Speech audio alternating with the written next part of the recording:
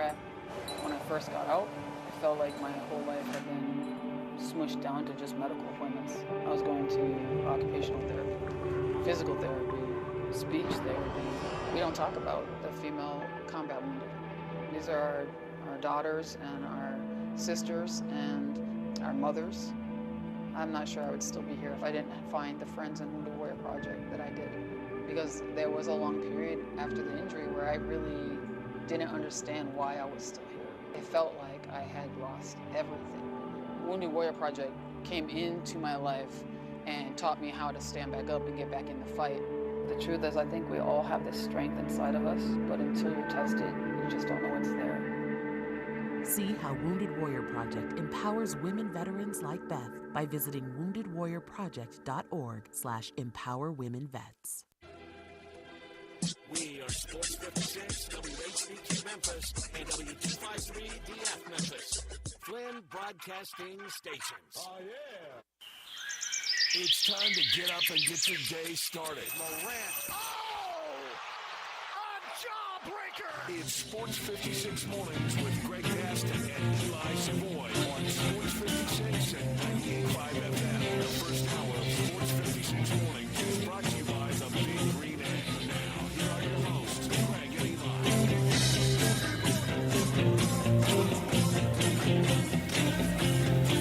Eli. Good morning, everyone. Welcome in. Time for the Tuesday, July 30th, 2024 edition of Sports 56 Mornings. Greg Gaston, Eli Savoy, Zach Boyd with you.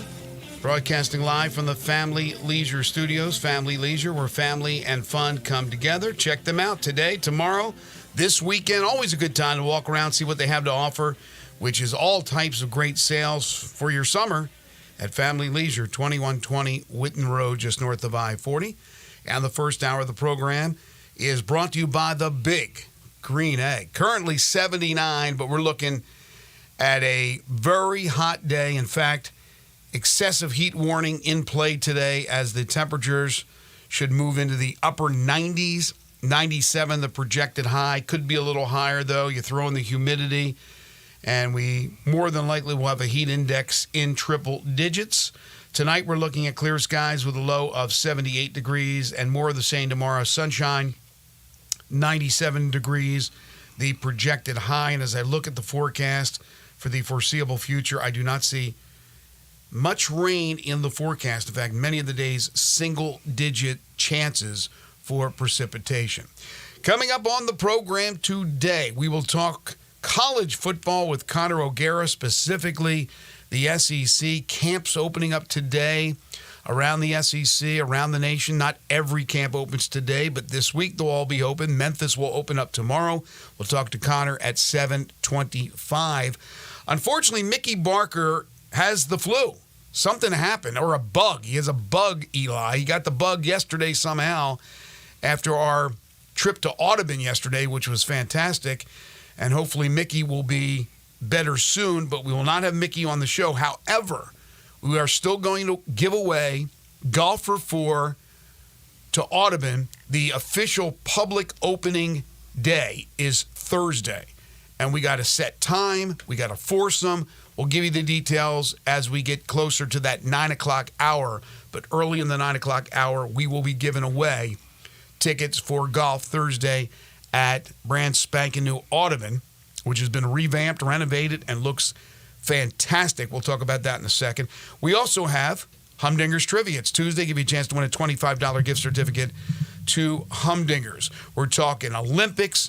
We're talking Major League Baseball. We got the trade deadline today at 5 o'clock Central Time. Plenty of NFL news.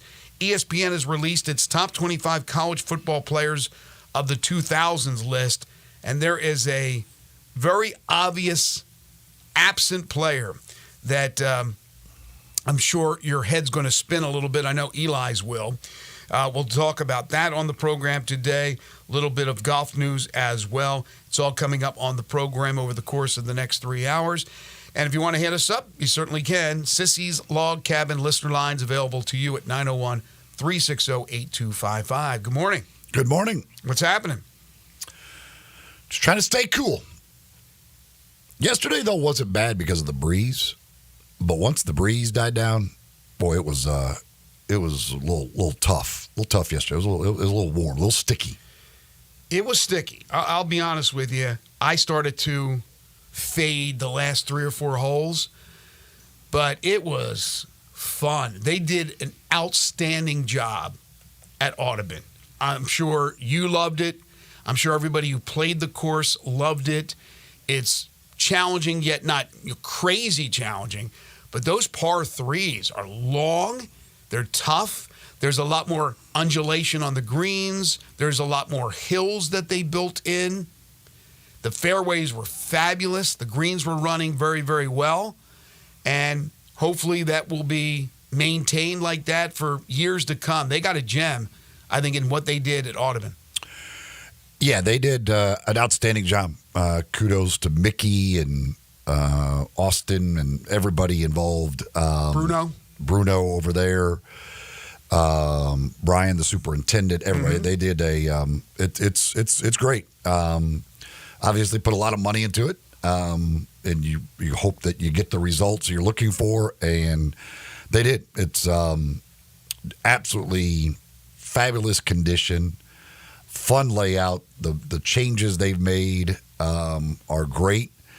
Obviously, not to even mention the driving range and the short course, those type of things, but just the course itself, really cool. And it's something that I know folks are really, really going to like. That is, from a city course perspective, you're not going to find many nicer ones in many places than what that is. I mean, that is really good. And yeah, I mean, depending on what tees you want to play, you can make it really challenging on yourself. But you need to, but finding the right tees, and there are some on some of those greens, they could do some fun pin placements that they could make them really challenging on some of those if they really want to. But yeah, it is very, very well done. And it just looks great over there to see with that, and now the tennis center, and you think about what all that was a few years ago, and now to see it all completed and everything redone.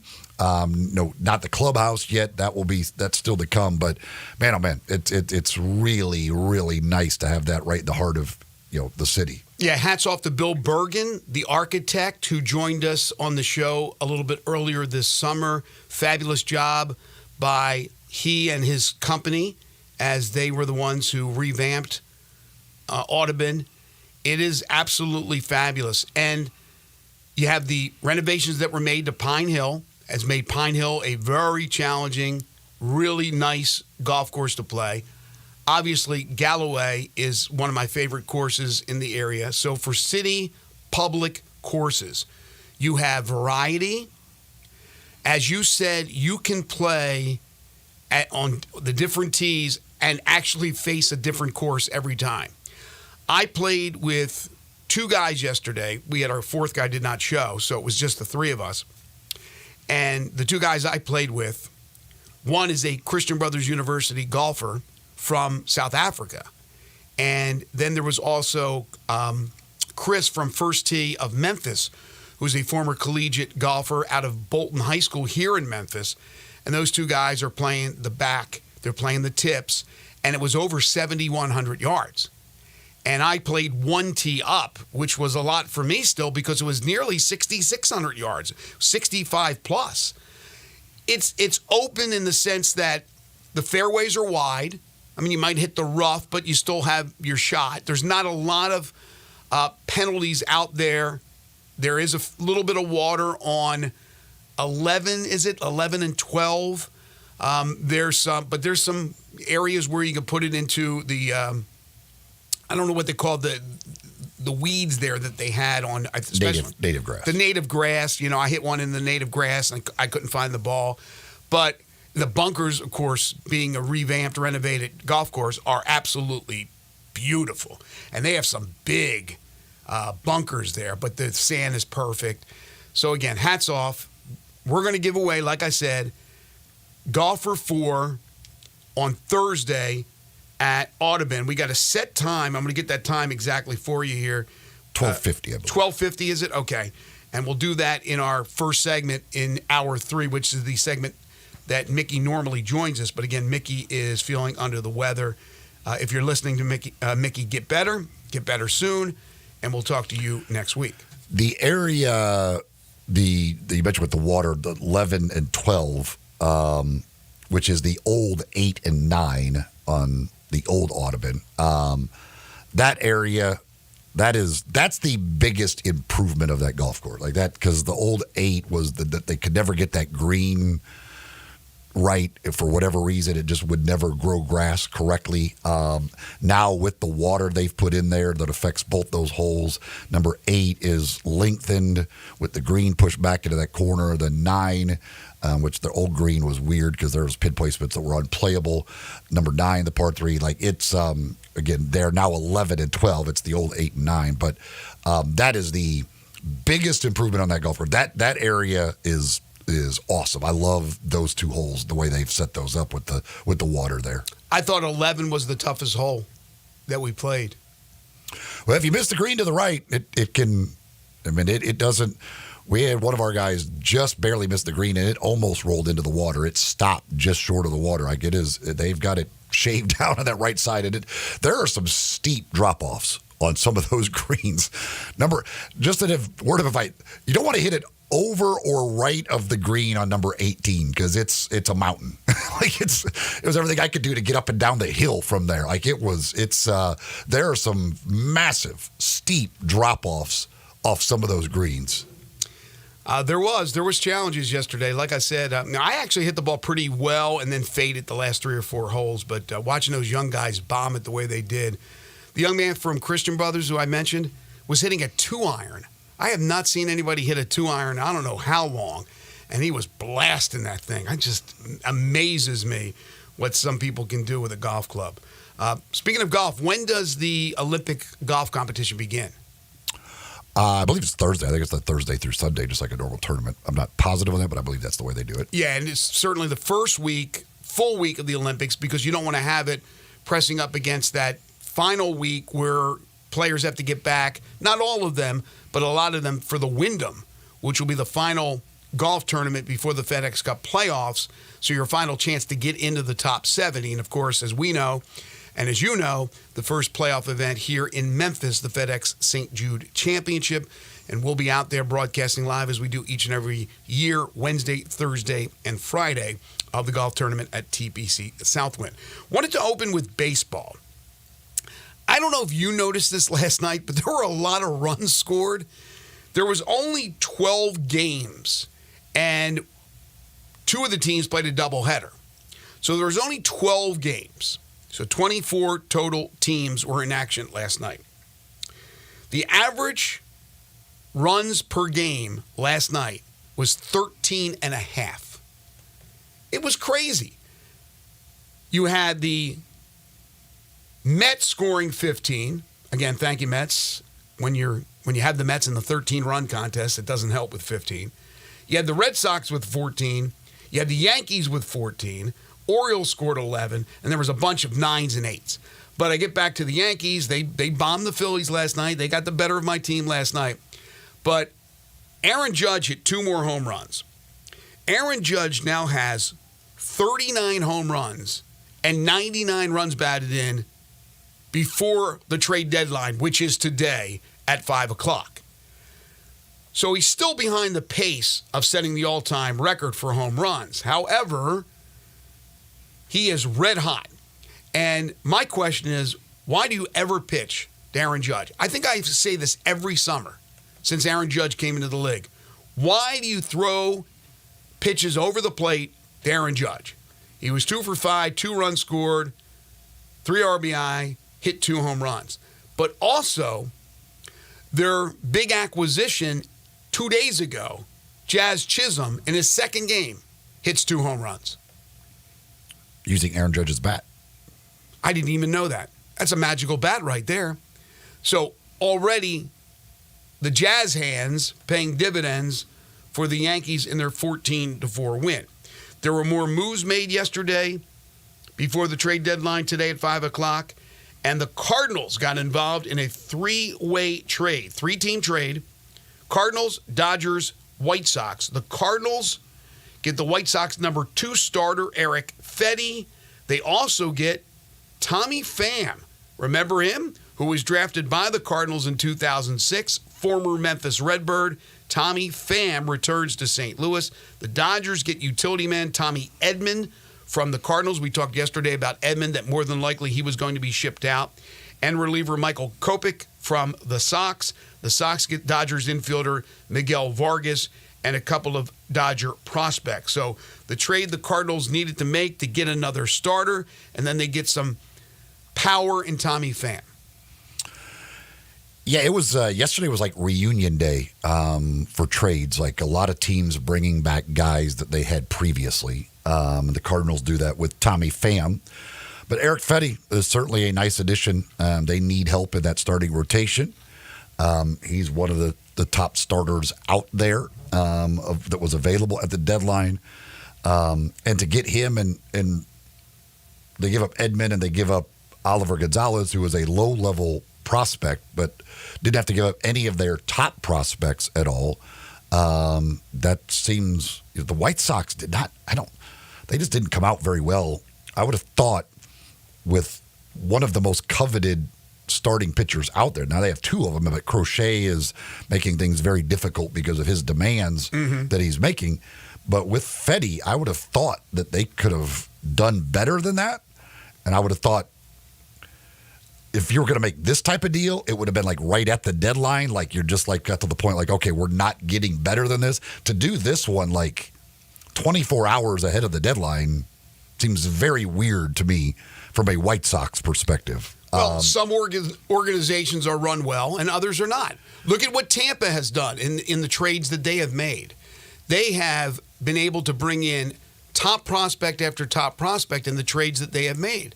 Look at that organization. They're always in it. This year, obviously, it's a little bit of a down season, although it's not like they're crazy bad. However, you know that they'll be back in the mix because that's what they always are. Whereas the White Sox struggle for the most part and have recently. And so those type of trades happen with the White Sox as opposed to the trades that Tampa makes. Well, and Tampa, I'm telling you, they're going to be fielding a AAA team by the end of the year because they are getting rid of, I think, every major leaguer that they have. But like just like the idea of like what, like everybody's looking for starting pitching. Like the Astros went out and got Yusei Kikuchi. Right.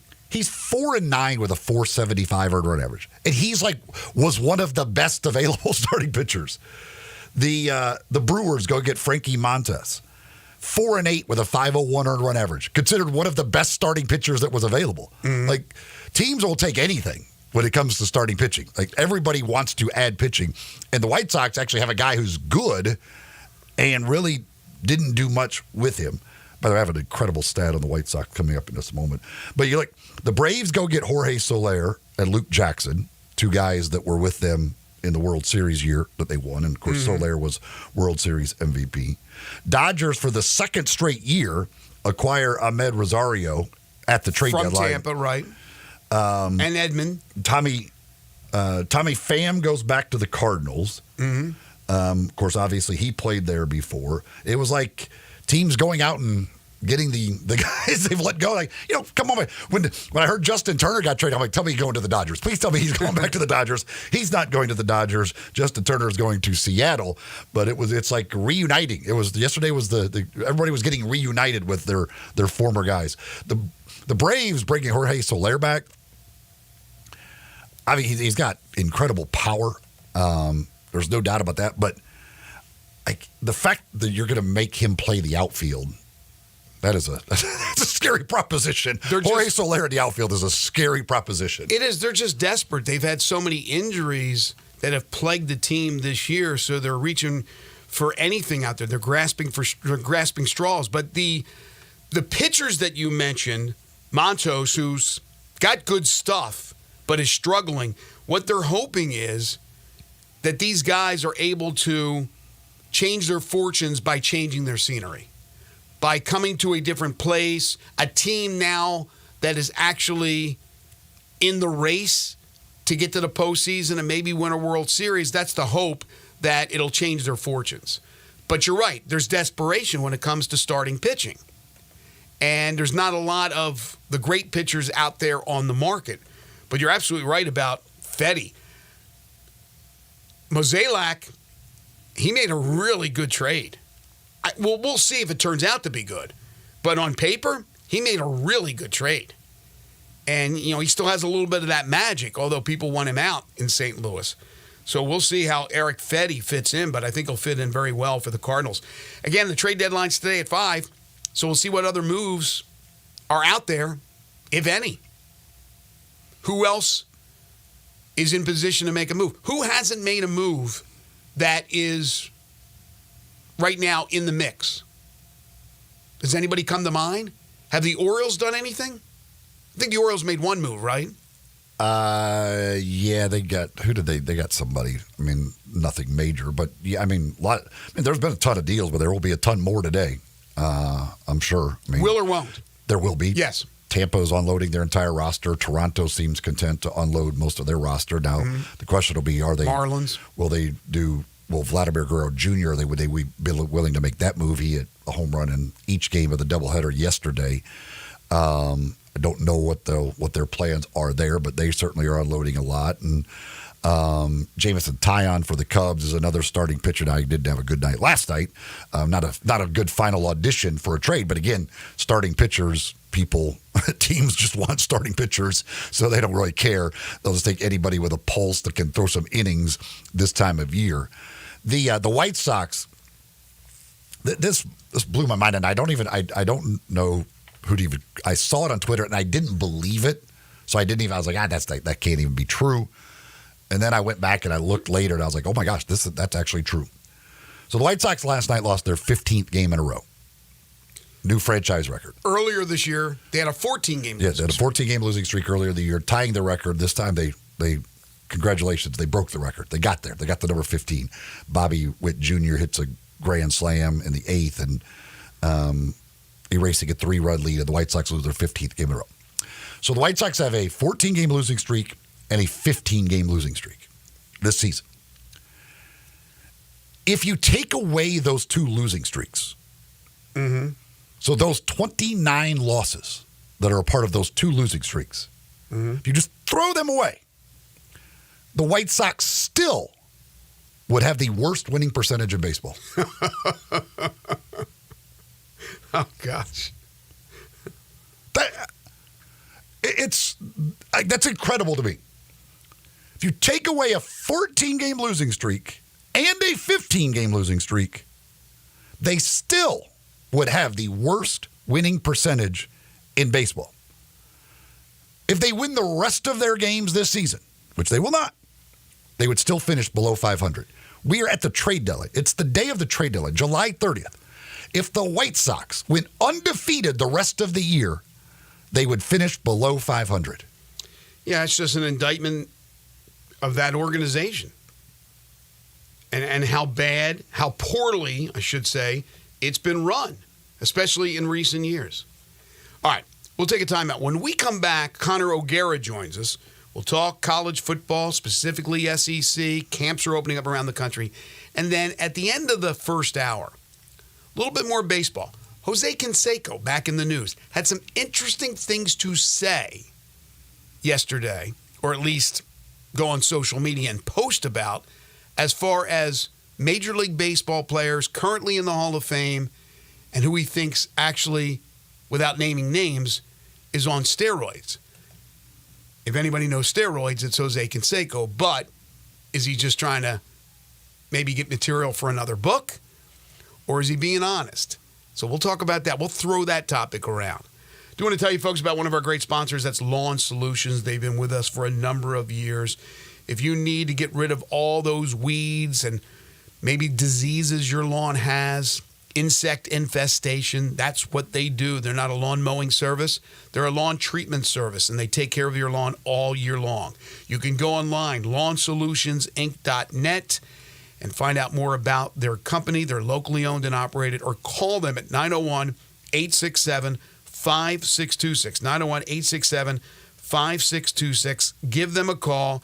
Talk to Brandon Holly, the owner of the company, and he will steer you in the right direction. Just good people to deal with, good people to work with. They'll control the germination of weeds all year long by applying what they call post-emergence during the summer months, pre-emergence during the winter months. So again, you want your lawn rid of weeds, rid of those diseases, rid of those insects. You call Lawn Solutions, 901-867-5626, or go online to LawnSolutionsInc.net.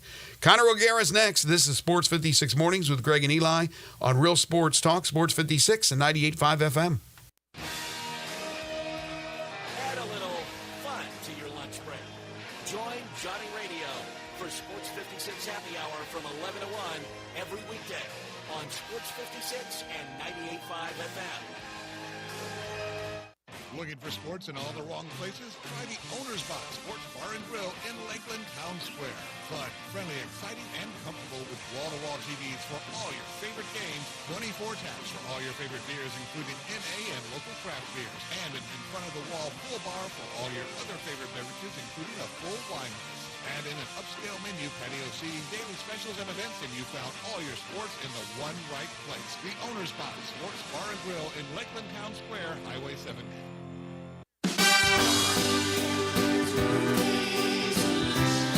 Price here for Brian Elder Roofing. For nearly 2 decades, we've installed some of the best roof systems across the Mid-South. To the tens of thousands of clients we've served, we are honored. So many of you call our team at Brian Elder Roofing your roofers. Our team is dedicated to serving you and keeping your family safe, dry, and mold-free. The recent hailstorms have caused massive damage, and many of these will go unnoticed for years, even though the golf ball-sized hail we just experienced in the Mid-South compromises even the best-built roof system. Whether we find damage or not, your photos are securely stored for future reference. Call Brian Elder Roofing today for a total evaluation of your entire roof system free. We will not try to sell you a roof if all you need is a repair. Call me at 901-867-0303. That's 901-867-0303. Or visit us online at brianelderroofing.com.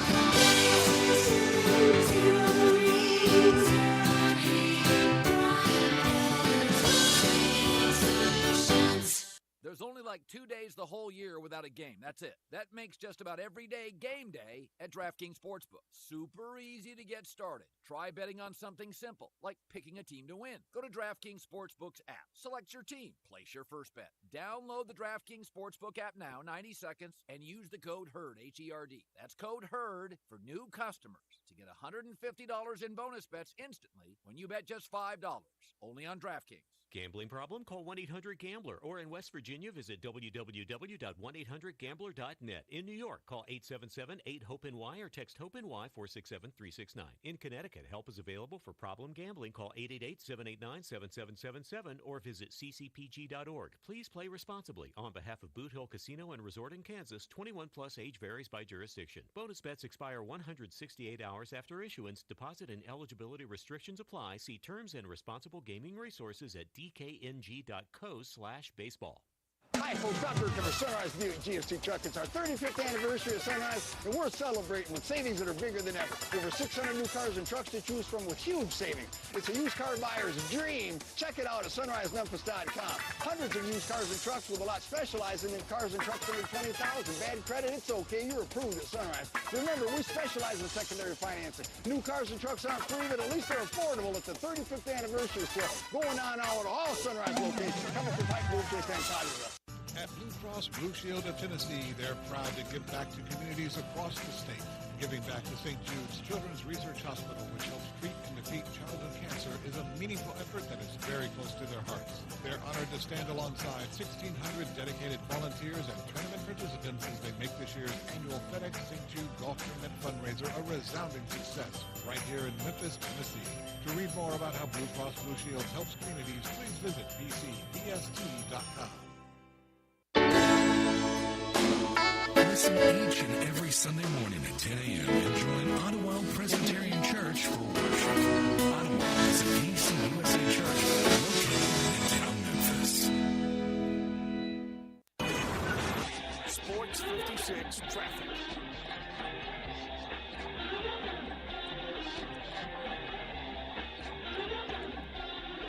Good morning. It's finally starting a little bit busier than the last few minutes southbound Austin P as you get up on that ramp there to I-40. Still moving right now out here on all the major inbound routes through the Midtown area. It's quiet right now. We expect that to crank up probably in the next 30 minutes or so on 240 here from Norris all the way up to Union. Traffic still not bad right now. 40 east across the Hernando to Soto Bridge.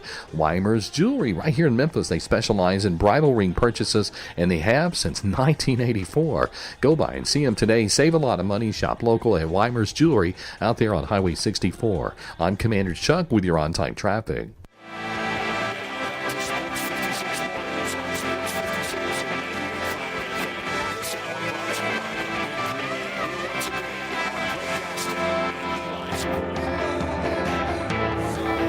Welcome back, everybody. 7:30 the time, hour 1 here on Sports 56 Mornings.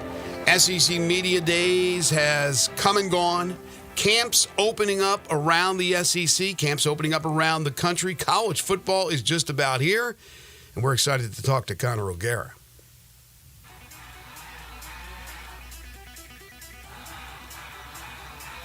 It's time to talk some SEC and college football.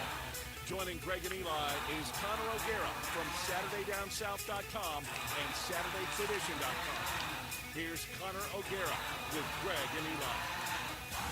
He is Connor O'Gara, joins us every other week here on Sports 56 Mornings. You can follow him on Twitter at CJ O'Gara. Was under the weather last week. How you feeling now? Connor? Connor? How you feeling? 1, 2, 3. 1, 2, 3. Let's see if we can connect with Connor here. Connor O'Gara was out last week because of some feeling under the weather, a little bit of illness, was at SEC Media Days in Dallas. And now, of course, we all are ready for the start of camp around the country and eventually the start of the college football season, the much-anticipated college football season, the first season with the 12-team playoff, and just so many possibilities out there. Of course, different schools in different conferences, the movement that has been made over the last couple of years coming to fruition now with Texas and Oklahoma obviously joining the SEC, and of course Oregon and Washington, UCLA, USC moving from the Pac-12 to the Big Ten. Do we have Connor now? Connor, you there? Yeah, can you guys hear me? Now we got you. How are you, my friend? Gentlemen, doing really well. I could hear you before and wasn't able to have a back and forth. Yeah, we're better this week. Last week it wasn't that it was too bad. That first day, though, of COVID, which that was the first time I've tested positive in this 4 years since that became a thing. That first day was tough, but then after that, it was mostly just like a normal cold. But yeah, we're back to feeling ourselves mid-season form right now. So did you just isolate from the baby? What did you do? Yeah, I mean, the goal was to not get her sick so as to not have her stay home from daycare for an entire week while my wife and I attempt to both work from home. And yeah, basically I isolated in the office for 2 days. And then the goal was going to be like, all right, if everybody can stay healthy, then we'll be good. We'll be, able to kind of survive that and just follow normal CDC guidelines. And then my wife got it like 2 days later, and we're like, all right, now we got to keep her home. And then we're, so we kept her home from daycare 2 days at the end of last week. But we did our best. But yeah, I mean, it's everywhere right now. What are you going to do? Without naming names, I'm not going to name names here, but we've had a person on the show that did not like Dallas as the host city for SEC Media Days. He understood why they were in Dallas, obviously. What did you think? Oh, I liked it. I liked it. I mean, I think it's perfectly fine. Oh, we lost Connor again. All right, we'll try to off to a rip-roaring start here. Bug in the system. Phone line has COVID. I don't know what's going on, but he sounded clear as a bell there for a second. We'll get him back on here in just a moment. Oh man, just the best laid plans of mice and men. All right, we got him now. No, still don't have him. Anyway, yeah, I wasn't going to out anybody, but if you're a daily listener to the program, you probably know who came on and said that they did not like Dallas as a host city. And Connor, well, to be fair, he wasn't knocking Dallas. He wasn't there saying that it was a bad host. He just didn't understand why they took it to Dallas. Yes. Well, he wasn't saying Dallas was bad. No, exactly. He wasn't even there. He wasn't knocking the city of Dallas. I'm sure it was a great host city. But the point he was making, to me, I would disagree because you know why they're there. They're there in the heart of the Big 12 in Texas and Oklahoma. This is for Texas and, to a certain extent, Oklahoma. And a reward. It's like, hey, we're going to have the SEC Media Days in Dallas. We welcome those two schools from the Big 12 to the SEC. And all right, let's try Connor again. Connor, you there? Is the third time the charm. Yes, I hope so. Wow, that's crazy. And yeah, you probably heard what we were just talking about. The person did not knock Dallas, the city, or the host city for those reasons, just didn't understand why they were there. And I think it's pretty obvious why they were there for Texas and Oklahoma. Yeah, I mean, that you don't really have to think too hard about it. It's because of Texas and Oklahoma joining the conference. And yeah, you could say it's catering to them a little bit, but at the same time, why wouldn't you? I mean, this is a huge landmark occasion for the SEC. Since the SEC became a thing in 1932, they have never added one program of that ilk, much less two.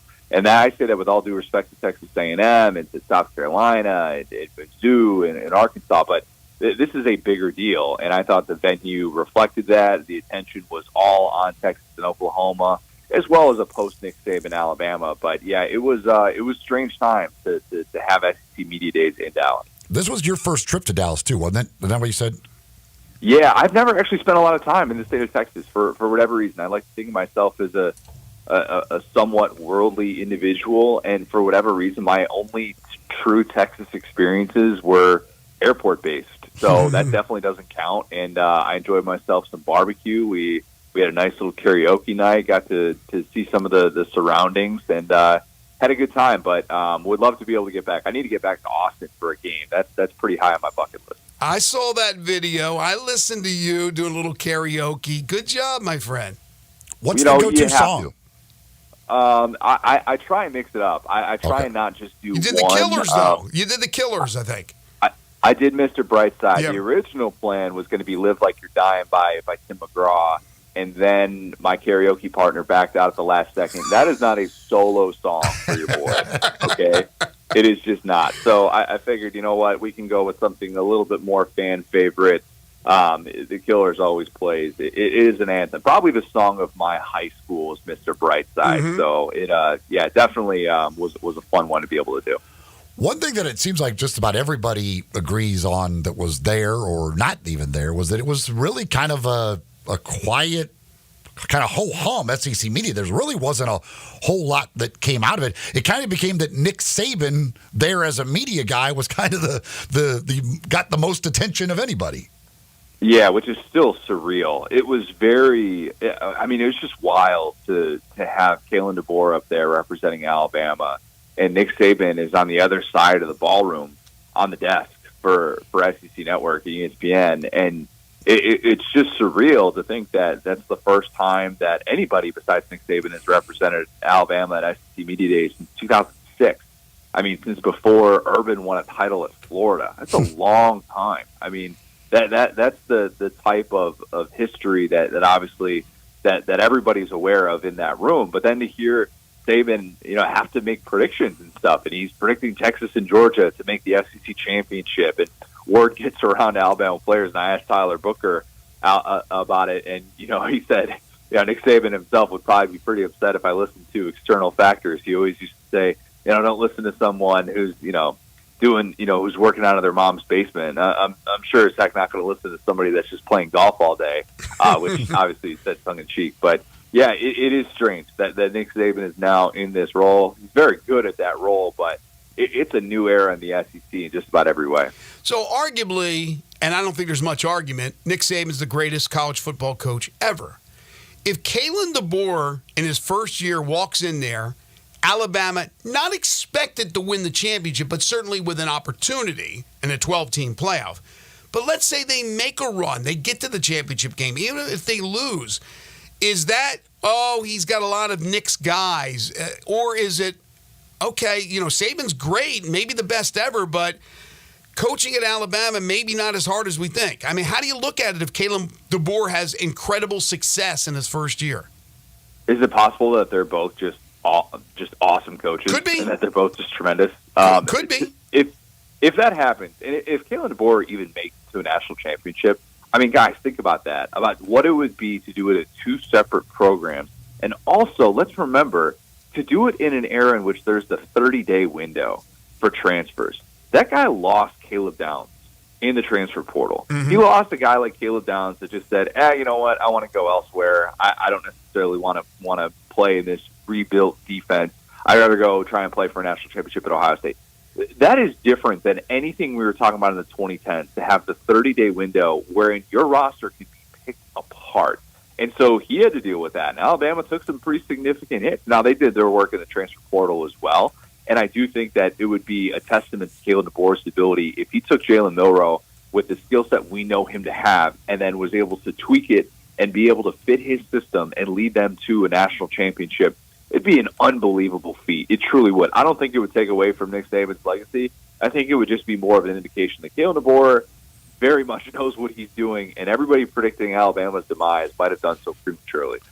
It certainly could mean that they're just both great coaches. It also could mean that Kalen DeBoer's Les Miles.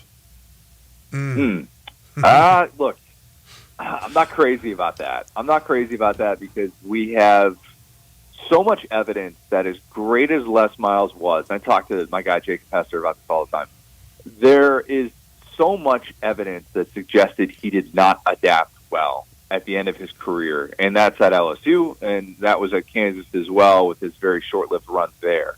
But Kalen DeBoer comes off as the guy who has adapted to his surroundings wherever he's been. And if you look at his recruiting right now, the way that's gone in Alabama, you can tell this is someone who is adapting to being in the South.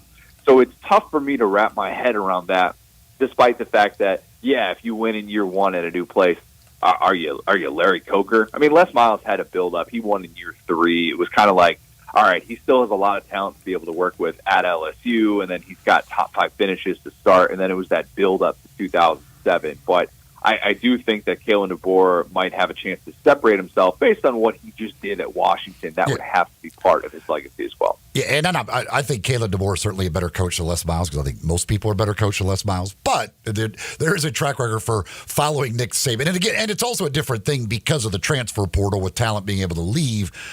In that time when you followed Nick Saban and took over his talent, you were going to have most of that talent, pretty much all of that talent, hanging around. Exactly. And the big question with Kalen DeBoer is, all right, well, he's lost 12 games in his entire career. He's 104 and 12. 104 and 12. Yep.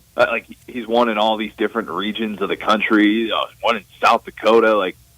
But can he win in the South? Can he get through this conference this year? And to me, if he were able to do that, it would have a different feel than a Les Miles, who, built himself up, obviously, at Oklahoma State and did great things there, but did not have necessarily the track record as proven, in my opinion, as Kalen DeBoer coming in, despite the fact that obviously he only has 4 years as a head coach at the FBS level. But still, I look at the rebuilding job they did at Washington, and I think that has just kind of been swept under the rug, what he inherited from Jimmy Lake and how quickly he built that up. So it would all have to be factored in when we talk about the Kalen DeBoer context. Connor O'Gara joining us on the Sissy's Log Cabin guest lines. Okay, if things go chalk, if they go according to plan, at the end of the year, what did the SEC accomplish? I think the SEC probably has a national champ. I think the SEC has at least 2 teams left in that Final Four, and there's the possibility, perhaps, of an all-SEC national championship. And I think it establishes that the Big Ten and the SEC are both the premier conferences in the sport. I think if all goes according to chalk, the SEC will have 4 teams in the field. I think the Big Ten will have 3 or 4. And I think that we will be having these conversations about when the playoff expands again of what that requirement needs to look like. And so many people will base it on just this year and this year alone. And you can factor in the 10 years that we had of the 14 playoff if you want. and the fact that the SEC had 26, I believe it was, New Year's Six Bowl victories during the 14 playoff era. So I think that will be what's established at season's end, and it will feel like maybe there are 3 teams truly from the SEC, even late in the season, maybe even into January, that we feel like can win a national championship from the SEC. You have Georgia and Texas in the championship game, don't you? Correct. I have them playing 3 times this year, Eli. 3 times. One in the regular season, obviously, in Austin, and then another in the SEC championship, and then in the national championship as well, which that would be crazy. And it would be, you know what, good for the sport to establish a new rivalry like that. I mean, Kirby against Sark, I think, would be a lot of fun when you consider their areas of expertise.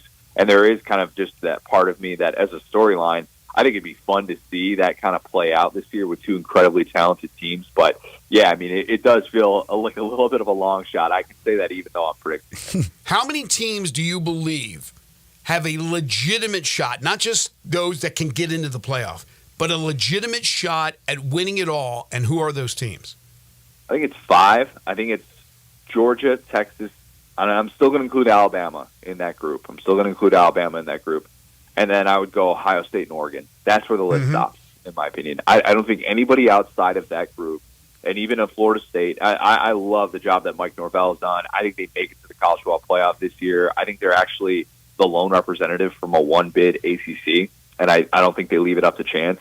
But I do think that those are the 5 teams that can win it all. I love what Dan Lanning has built at Oregon, and it's funny to kind of see. Everybody said Kirby copied Nick Saban and brought that over to Georgia, and now Dan Lanning is copying Kirby and bringing that over to Oregon, and they're kind of getting into a little bit of a back and forth with NIL. But I have so much respect for that program and think that they have the talent, they have the ability to beat people in the trenches. And let's be honest, if it doesn't include having to get through Kalen DeBoer, that would be great news for Dan Lanning. How concerned are you about with Georgia and the schedule, the fact that they play those other 3 teams all on the road, or do you think it's just they have enough talent that won't matter? Well, I'm not as concerned because it's a 12-team playoff. I mean, even if they go 10-2, well, and I'm talking about the fine. SEC championship game, I guess, more than anything, because they're going to get in there and they'll be at the playoff. Yeah, I think they go 11-1. So, I mean, I guess my level of concern isn't that great. I do think that there's probably more conversation that needs to be had about Georgia's schedule. If it were anybody else, we'd be talking about it as one of the most difficult in all of college football. But instead, because it's Georgia, we don't necessarily care that, oh, you know what? Probably going to face 3 preseason top 8 teams on the road, and just figure it out. You'll be fine. You're Georgia, no big deal. You've got 12-0 to start off each of the last 3 regular seasons. Yeah, you'll find a way. There is definitely a level of concern. I don't think Georgia gets through unscathed. I just don't. I do think it's a little bit too difficult, but I do think that the talent is just still there, and the depth that they have to be able to prepare for these matchups. I just think that Georgia has so few weaknesses that it's hard for me to be like, oh yeah, 9-3 or 10-2. No, I'll take Kirby to go at least 11-1. All right, final thing for you: if the SEC and the Big Ten do both get 4 teams in, plus your group of 5 representative, that's 9. So that means 3 from the Big 12 and the ACC combined. Will that become a huge storyline at the end of the season?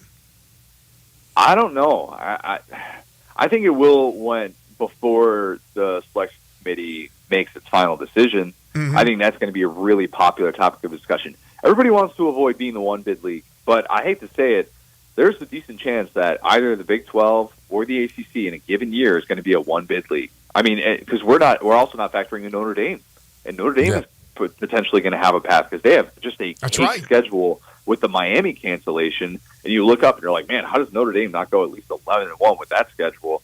And you have to factor that in as well. And so, yeah, I do think that it's going to be a very contested debate near the end of the season when we're talking about strength of conference and why doesn't the Big 12 get the benefit of the doubt? And they won't because I do think the lack of elite talent, the lack of proven national championship commodities, the last active member of the Big 12 that won a national championship was 1990 Colorado. I mean, that's what we're talking about here. So, yeah, I do think that'll be factored in, and there will definitely be some confirmation bias with the ACC and Big 12 especially. Good point. I completely forgot about Notre Dame there for a second. He is the national columnist for Saturday Down South, the host of the Saturday Down South podcast. He is Connor O'Gara. You can follow him on Twitter at CJ O'Gara. Catch him every other Tuesday talking with us here on Sports 56 Mornings. We'll talk to you in 2 weeks. Stay well. Thank you so much. Gentlemen, appreciate it. Appreciate it, Connor. This hour brought to you by the Big Green Egg. Go to biggreenegg.com. Get all the details about the best grill there is. That's the Big Green Egg. You can also find them here in town at the Ace Hardware locations, as well as Hamilton Fireplace. That's where you'll find the Big Green Egg. All the egg accessories, everything you need to get that best grill out there, the Big Green Egg. You're tuned in to Sports 56 Mornings with Greg and Eli on Real Sports Talk, Sports 56 and 98.5 FM.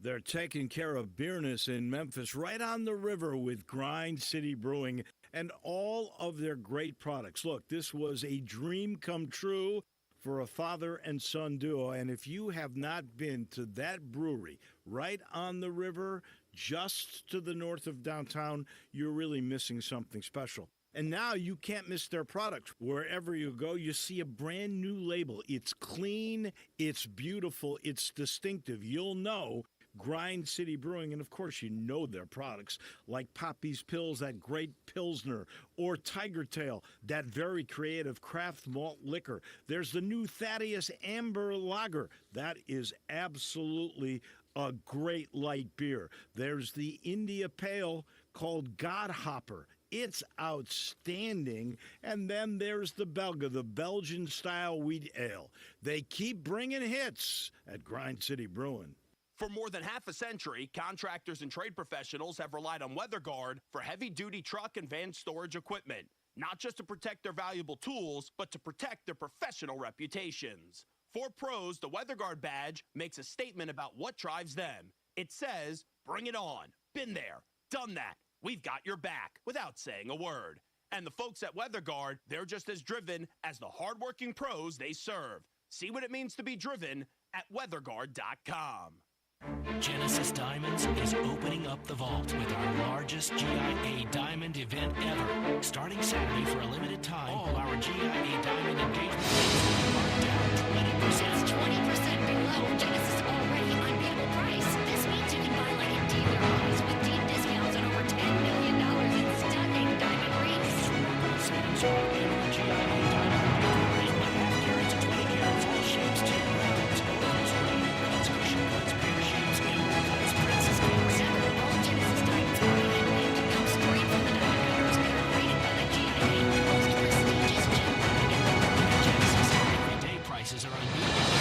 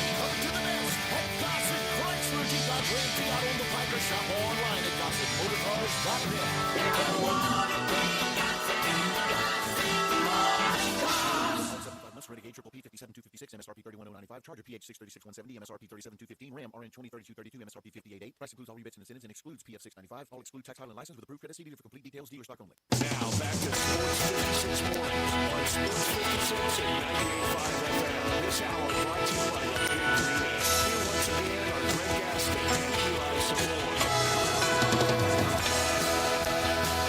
Thanks to Connor O'Gara for joining us on the program. So we were talking to start the show, a little baseball.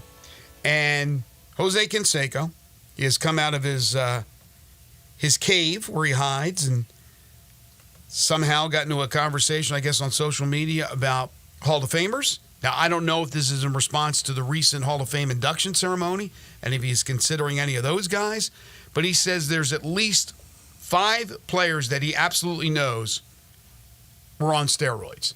And I don't think he's talking about just dabbled in it or tried it. I think he's legitimately talking about guys that he believes were juiced. Now, has he lied before? Yes. He wrote a book. Obviously, he was on the juice. He's never denied that. But I wonder what players he's thinking. Again, it's all speculation. Those guys are in. They're not going to pull them out of the Hall of Fame. I don't think they would ever admit to it if asked by somebody. But those players, you and I were talking during the break, you think they could come from a group of which guys? Well, I think anybody that played in that era, I think used them at some point, and some, whether they saw results or not, probably continue to use them. I don't think there's any doubt that Big Papi probably used steroids. If you just look at his career numbers and what it was when he went from Minnesota to Boston, right? I would guess, just because I know what the culture of the Texas Rangers was at that time, I would firmly believe that Pudge Rodriguez certainly used steroids. I think everybody on that team was. It was they were pressuring, because I know people that were pressured to use them by those guys in the minor leagues, telling people you're an idiot if you're not doing this stuff. Well, what I didn't understand was that they seemed to give Pudge the pass. You talk to the voters. I have no idea. Do you think Roberto Alomar may have been juiced? He was part of that Texas team, right? Was he part of the Texas team? Did he not play? He played with Texas, did he not? He played with Cleveland. Made his mark. Cleveland and Toronto. He didn't play at Texas? Okay, I'm mistaken. Not at that time. I don't. Okay, all right, but I'm looking at the possibility of him. How about somebody like Jeff Bagwell? Certainly, his name has popped up. Bagwell, Piazza. Again, I think Jim Thome. If you were a power hitter that was playing at that time, and you're watching guys hit 70 home runs in a season, I just don't believe you're going to go, nah, I'm not going to try those things. I don't think they work. Well, what about somebody like Junior? Absolutely. Do I think he ever tried them? Yes. Whether they used them long term or not, I don't know. But again, if you're playing at that era and you're a power hitter, and Mark McGwire and Sammy Sosa are doing the things they were doing in 1998, and you think those guys were just going to go, nah, not for me. And of course, you're crazy. And of course, Bonds. But what about somebody who's already a huge mountain of a man, like a Frank Thomas? Do I think he probably dabbled in them? Yes. Yeah. Do you think he used them long term? I have no idea. But do I think if you were in a locker room at that time, especially as a power hitter, I would find it hard to believe that you just didn't think they were worth it. Well, I think there are some that probably stayed completely away from it. Some. I'm not saying it's a high percentage, but I'm not going to lump everybody in and say everybody used them at one point or another, even when they saw the results from other guys. But probably, like you said, there was a lot of dudes who dabbled in it. Now, I don't think Canseco, and it doesn't mean Canseco is right in what he's saying. Doesn't mean he's telling the truth or he's misinformed. But he was there. He's dealt with guys. He's seen guys. I'm going to tend to believe more of what he says about this, but he's not naming names. I will not name names. But dabbling in it, trying it, and then stopping, different than somebody who went on the juice, stayed on the juice, and prospered because of that by staying on it. The Bonds of the world, the Clemens of the world, again, still believe they should be in the Hall of Fame, but these are guys that he feels not only were on the juice, but now are in the Hall of Fame. So they were not penalized because Major League Baseball, for whatever reason, either didn't have the goods on them, they didn't admit to it, misinformation or just overlook them. Because, again, in that culture of the Texas Rangers, you're absolutely right. It's amazing that they weren't more stringent with Pudge. One of the rare great catchers, both defensively and offensively. But, again, our speculation doesn't mean that absolutely that came to fruition. All right, we'll take a timeout, come back. Hour number 2 on the way. This is Sports 56 Mornings with Greg and Eli on Real Sports Talk, Sports 56 and 98.5 FM.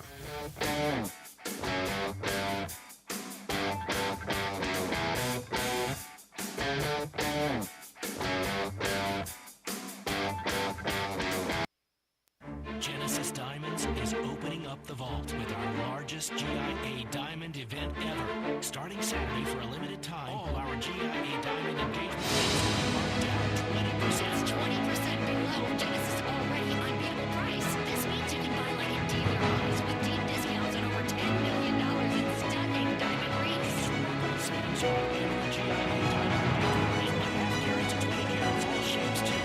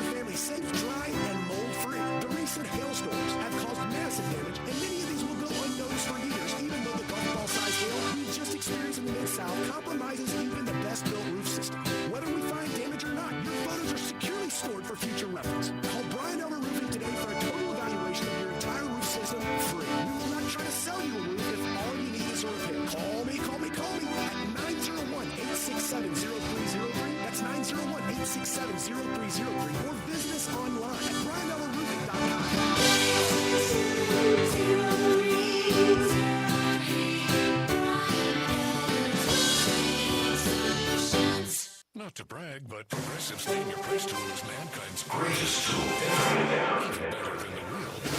Without the wheel, we wouldn't have modern transportation or funny videos of dogs riding skateboards. But without the name your price tool, we wouldn't have easy access to auto insurance options based on our budget. And while cars do need wheels, they also need insurance. And insurance never goes flat.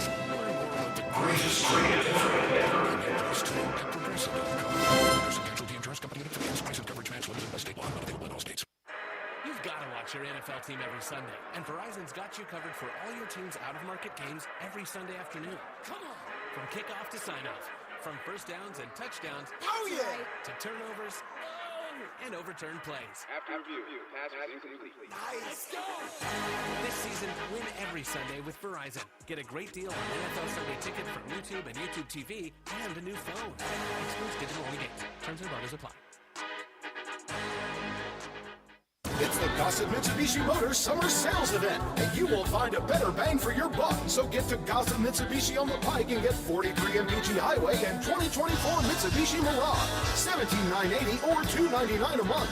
2024 Mitsubishi Outlander Sport, $26,530 or $379 a month. 2024 Mitsubishi Outlander Sport, we Gossett, $26,530 or $379 a month. And get vacation ready in 2024 Mitsubishi Outlander, $29,900 or $399 a month. Plus peace of mind with Mitsubishi's 10-year, 100,000-mile powertrain limited warranty. Gossett Mitsubishi, 1870 Covington Pike and 24/7 at MemphisMitsubishi.com. If you want it, we got it at Gossett Motor Cars.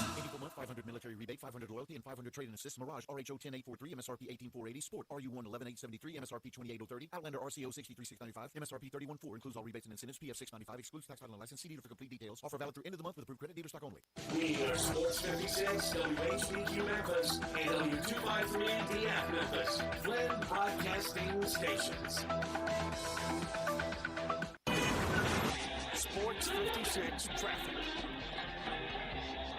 Good morning. Finishing up that earlier wreck we had just outside of Collierville there on 385 Billmore Parkway as you head toward Shelby County. It's crowded right now as we check it out live over here at Thomas at Marcy. It looked like they were trying to clean something up there not too far from the 101 connector as traffic continues to build 40 east across the Hernando de Soto Bridge. Havenly Showers, your curbless shower specialist. Transform your bathroom with a tub to curbless shower conversions. Check out havenlyshowers.com. I'm Commander Chuck with your on-time traffic.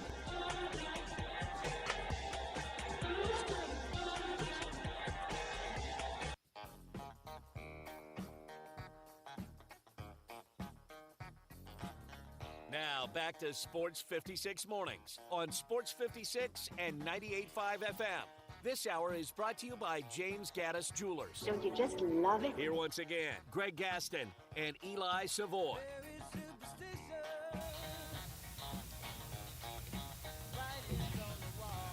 Welcome back, everyone. 8:04 the time, hour 2 here on Sports 56 Mornings, the Tuesday, July 30th, 2024 edition. Greg Gaston, Eli Savoy, Zach Boyd with you from the Family Leisure Studios. Family Leisure, it's where family and fun come together. 2120 Whitten Road, just north of I-40. Currently, it's 81 degrees. We have an excessive heat warning in play today with a high temperature expected to reach 97 with fairly high humidity. It's going to feel like more than likely triple digits out there, 100 degrees or more. So be careful. Whatever you're doing outside today, be very, very careful with the excessive heat warning. Tonight, 78 for a low, clear skies. Then tomorrow, more of the same, high of 97 with mostly sunshine for your Wednesday. Hour 2 of the program is brought to you by James Gaddis Jewelers, your family's jeweler at 4900 Poplar Avenue. It's right between Mendenhall and St. Nick. You can't miss it. You've probably driven by it a billion times. Many of you have stopped in and actually purchased jewelry from James Gaddis Jewelers. And why wouldn't you? Because they are your bridal engagement and anniversary jeweler headquarters. You can check out their fine jewelry on the web at gaddisjewelers.com. James is a master jeweler and a certified appraiser. So if you need anything appraised, bring it on into James Gaddis Jewelers. He's also a diamondologist. He's graded by the Gemologist Institute of America. They are full-service jewelers with 2 bench jewelers ready to serve you daily. All their diamonds are independently graded and certified. They know there's a lot of competition out there, and there is. So they make sure they have a price point to suit everyone's budget. So whether it be a beautiful engagement ring or wedding rings or personally designed wedding sets or maybe a beautiful watch from Gaddis Jewelers, bracelets and necklaces, earrings and pendants and gemstones, they have it for you at Gaddis Jewelers. Also, romantics will love the one-of-a-kind estate and vintage jewelry. They have the 2 experts to help you with your fine watches and jewelry daily, whether it's a simple cleaning, whether it's a refitting of your ring, a resetting of your stone, whatever the case may be. James Gaddis Jewelers, your family's jeweler. Stop by, say hello. 4900 Poplar between Mendenhall and St. Nick. Tell them you heard it here on Sports 56 Mornings. Online at gaddisjewelers.com. So yesterday we talked about the Daily Memphians top 25 athletes of this century here in Memphis. And they released numbers 11 through 15. Actually, there's a tie for 14th. But tied for 14th, Joe Jackson and Rachel Heck. 13th, CDR. 12th, Harrison Williams, the Olympian, decathlete. And number 11, Mike Conley. So all athletes we talked about. I thought they'd have Rachel Heck a little bit higher. I thought they'd have CDR a little bit higher. But it's all the names that we talked about. I mean, we talked about a number of names and some that still have not come up on that list. So their top 10, which right now has not been released, and we can speculate. We have not seen on the list yet Marc Gasol. We have not seen John Morant. We have not seen D'Angelo Williams. We have not seen Derrick Rose. Did I say Rose already? No. Or did I? Nope. That's 4 right there. That'll be interesting to see which direction they go in with others. We talked about Maddie Griggs. Would you put her top 10? No, I don't think I'd put her ahead of somebody like Rachel Heck and accomplishments, so I don't know if she'll make that list. Does Pau Gasol make that list? Zebo, right? He hasn't been mentioned yet, so that'll be 5. I think that'll be half of the 10. I think Tony Pollard will be on there. Tony Pollard will be on the list. I think Michael Orr will be on the list. I agree with you. That's 7. Somebody like Rochelle Stevens was before 2000. So it was in the last century, if I'm not mistaken. So she wouldn't be on the list. Are we missing anybody obvious? Memphis football. Is there anybody else? Could Brady White be on there? Danny Wimbrine could be on the list. I was thinking about Danny Wimbrine, but I mean, he held the passing record for a long time. But didn't Paxton break those records or not?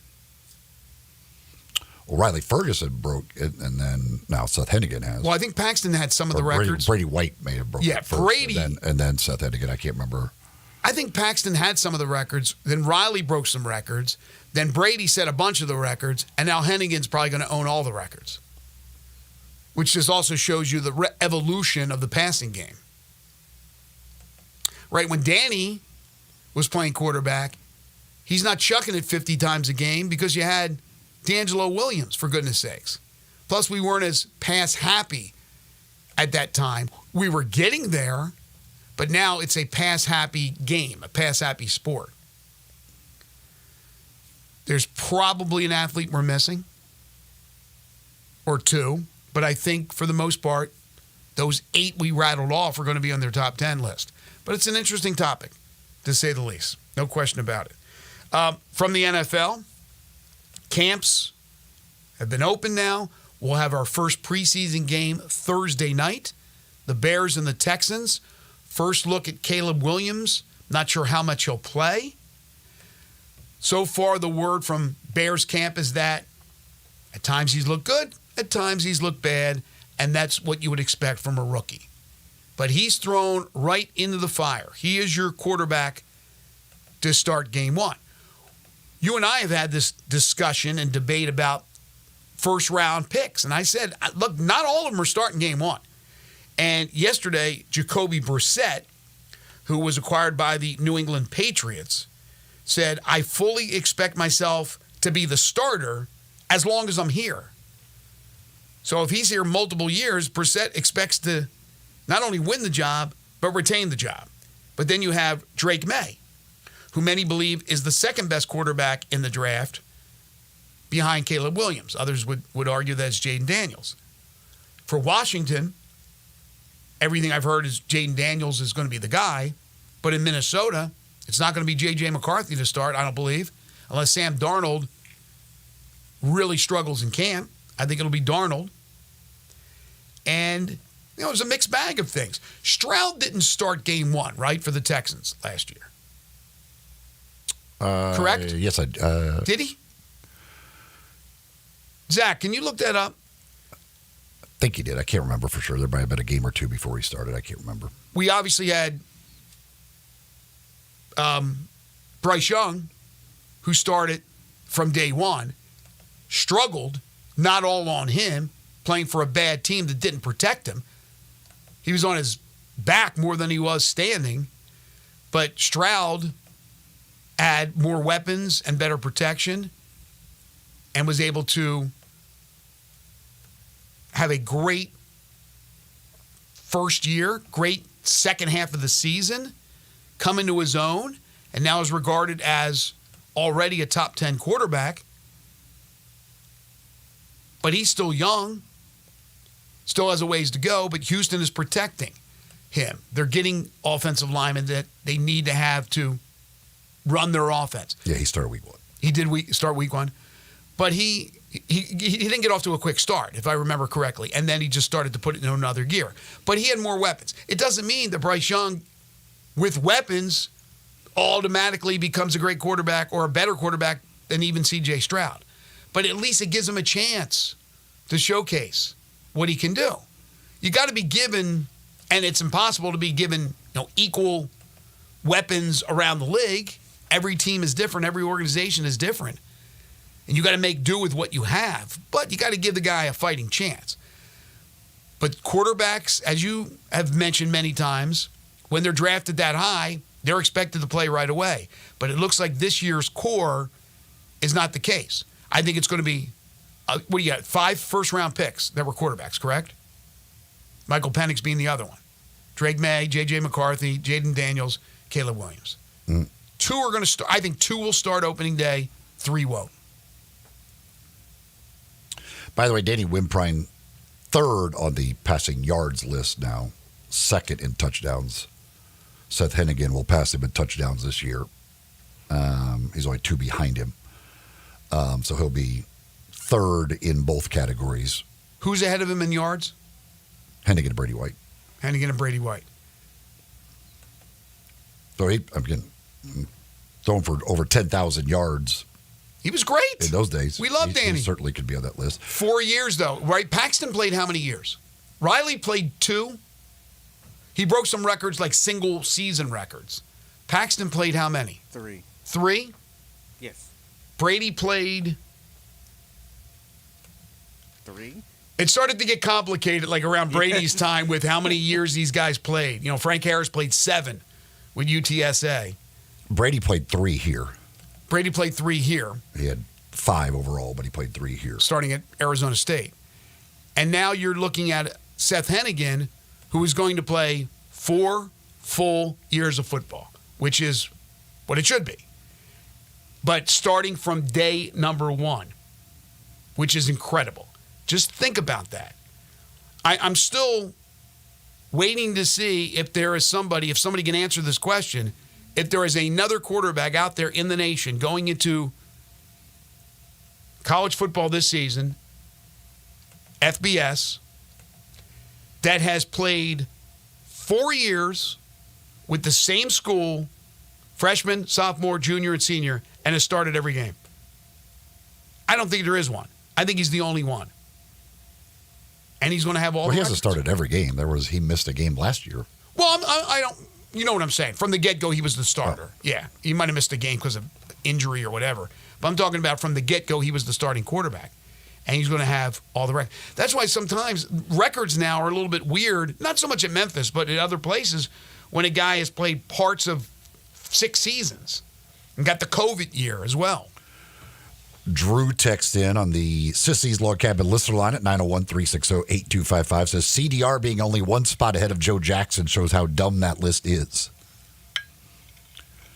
Well, again, I think Joe Jackson, I'm sure, in some of the voters, again, can't speak for all of them, and I don't even know how many there, everything else, but I'm sure some of the voters gave kind of extra credit for a guy like Joe Jackson because of what he accomplished. He was a McDonald's All-American as a high school player here in Memphis.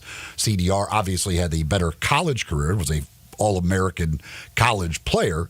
Not that Joe Jackson had a bad college career. He was a conference player of the year, all of that stuff. But I think probably some of the voters just give extra credit for the guy who did his high school, was a great high school player here in town and a great college player in town when you're talking about Memphis athletes and voting on them.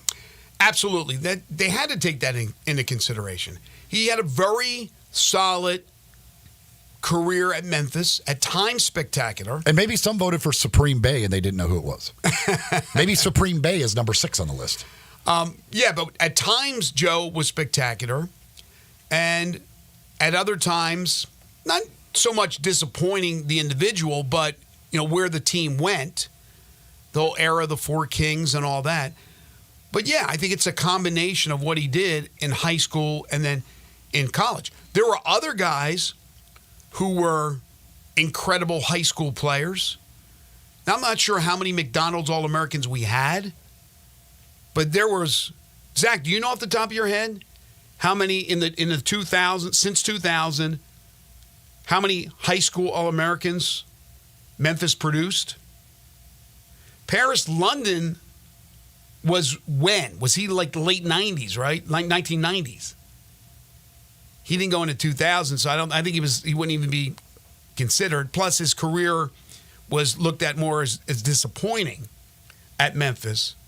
I don't think guys like Sean Williams and Burks had a great career at Memphis, but I don't think he was any kind of All-American high school player, if I'm not mistaken. So, yeah, I'm sure they took that into consideration. I Again, can't think of any off the top of my head. Like coming straight from high school, like All-American. All-American in high school. A McDonald's All-American. Joe Not that I Jackson can definitely think of. was. Could you say DeJuan Wagner? Well, no, because he didn't go to high school here. Oh, he didn't go to high school. And you could be on the list. DeJuan could be on the list because he played at the University of Memphis. But, well, again, his 1 year, was that even in... I get the years mixed up. It was 2000. But that's 1 year, and he was really, really good. And he was a first-round pick in the NBA draft. But we're, like you said, Eli, they're probably looking at... Not probably, definitely looking at Joe Jackson, what he did in high school and what he did in college, and combining that to be ahead of CDR. I know from a football standpoint, Albert Means was All-American high school. Oh, the whole Albert Means deal. Yeah, that was quite the story back in the day. Alabama. Remember that? Now you look at it and go, oh, really? They paid a player for his services? Really? You don't say. That happened? Anyway, if you want to comment on that, on anything, Sissy's Log Cabin listener lines, 901-360-8255. Texter says Adonis Thomas and Austin Nichols were high school All-Americans. See, I was going to bring up Austin Nichols. I thought he was, and then I didn't bring him up. And then Thomas was really good. But Thomas, great high school, a little bit disappointing at Memphis, wouldn't you say? His freshman year, I thought he should have jumped to the league immediately. Yeah, he started out like gangbusters, but it faded. And then with Austin, of course, Austin's, whatever happened to him, and he kind of strayed away from really the love of basketball, which I don't think he had anymore in college. I don't know. Obviously, I heard all the stories, but great young man. Unbelievable high school player. I remember doing a feature story on him with Coach Harrington in Austin out at Briarcrest when he was getting ready for the move to Memphis, making that decision to go to Memphis, and just didn't pan out. But, yeah, interesting. Here's one that we have not brought up. And he was a McDonald's All-American, and then he's had a really long NBA career. Thaddeus Young. Yeah. Thaddeus Young's really good. And he hasn't had all the accolades in the NBA. But the dude's been in the NBA for a long time, and he wasn't a McDonald's All-American here. I think Thaddeus Young, certainly, I think. Those guys are very intelligent over at the Daily Memphian. Some of them are. I'm giving them the benefit of the doubt that they consider Thaddeus Young, and he could very well be on their list. You don't take anything away that he left and went and played at Georgia Tech. I mean, he was great at Georgia Tech. He has really put together a long career in the NBA. John texted and asked, is Penny Hardaway number one? No, because most of Penny's career happened before 2000. Right. They're not considering his latter years in the NBA. And again, I don't know. Well, you could consider him, and they just wouldn't be worthy of being on the top 25. Yeah, but all of his good stuff happened before 2000. Yeah, I would have a tough time voting for somebody. Let's say somebody had a career that spanned from 1993 to 2002. 2001, 2002. 2 years. And they were really good those 2 years. I'm not going to put them on the list because they had great years for the 7 previous because they were in that final decade of the last century. So that would be my criteria. But again, I'm sure they have their own criteria. But again, I mean, Penny played till 2007. If from 2000 to 2007 he would have been an all-NBA guy, then yeah, you could put him on. But he wasn't at that time. He had all of his all-stars. Everything else was pre-2000. Yeah, and he had suffered the knee injuries and struggled. Post-2000, he wasn't the same player, so he wouldn't be good enough to make this list. All right, so again, they have, if you're just tuning in, the Daily Memphian, is counting down their top 25 athletes, and we're talking about accomplishments. They use their own criteria, but it's accomplishments, not like who would win and if they all played basketball or all played racquetball. This is accomplishments. Top 25 athletes this century. And they've already revealed their top 15. So they have their final 10 to be revealed, I would assume, in the next couple of days. So I'm writing this down now. So we are convinced that the top 10, in whatever order, will include Ja Morant, D'Angelo Williams, Tony Pollard, Zebo, Marc Gasol, Derrick Rose, right, so far? Ja, D'Angelo, Tony Pollard, Zebo, Marc Gasol, Derrick Rose. Help me out. Who else we got on this list? Michael Orr. Michael Orr. I think Thaddeus Young should be on there. Well, that would be 8. That would be 8. But right now, 7, Ja, D'Angelo, Pollard, Zebo, Gasol, Rose, Michael Orr. I have another name to drop. Who? And I didn't realize he's from Memphis until I should have known. That's Rodney Carney. Carney had a great career. They're not putting Carney on that list. Yeah, I don't see it. I don't see it happening. Carney was great. He would be. See, he never won? Was he all was he first team all conference? He was. He wasn't conference player of the year. I don't think. I don't think so, but he was an all conference performer, I believe. Antonio Burks was a conference player of the year in Conference USA, and then was in the NBA briefly. But he was in the NBA. Carney was in the NBA, of course. But I don't think Burks will be on the list. Who are we missing? Ja, D'Angelo, Pollard, Zebo, Gasol, D. Rose, or is Pau Gasol going to be on this list? Are you telling me Pau Gasol's not top 25? There's a good chance Pau will be on the list. Rodney, CUSA All Freshman. He was on the All CUSA Conference USA first team and second team in back-to-back years. Consensus All-American second team in 05-06. Wow, was he really? I didn't realize that. Yeah. Conference USA Player of the Year, and then so he was Player of the Year. CUSA tournament. Well, I forget too. I did not realize he was a consensus All-American. Yeah. And Conference Player of the Year. Yeah. Yeah, he probably needs to be on there. Yeah, he and Sean Williams was like really good. They were a really good pairing. And they're obviously not including a guy like Joe Salisbury from tennis, who's got, I think, 3 majors already in doubles in tennis, but 3 majors competing in the Olympics. I don't think he'd be on that Carney list. is still also the career leader in 3-point field goals at Memphis. So he's right. Yeah, like he's. Has Maddie Griggs? Did Maddie Griggs beat him out as far as, or was she still? Did she end behind him in 3-point makes? Or that. I know she beat him out on makes. Yeah, that's what I'm talking about. I don't care about misses. Yeah. Or attempts. Yeah, makes. Yeah, Maddie Griggs. But again, I don't think she's going to be in the top 10 if Rachel Heck is behind her. I mean, Rachel Heck, what she's accomplished, I thought she'd be higher. I thought she would absolutely be in their top 10. But all right, so Ja, D'Angelo, Pollard, Zebo, Gasol, D. Rose, and Michael Orr is 7.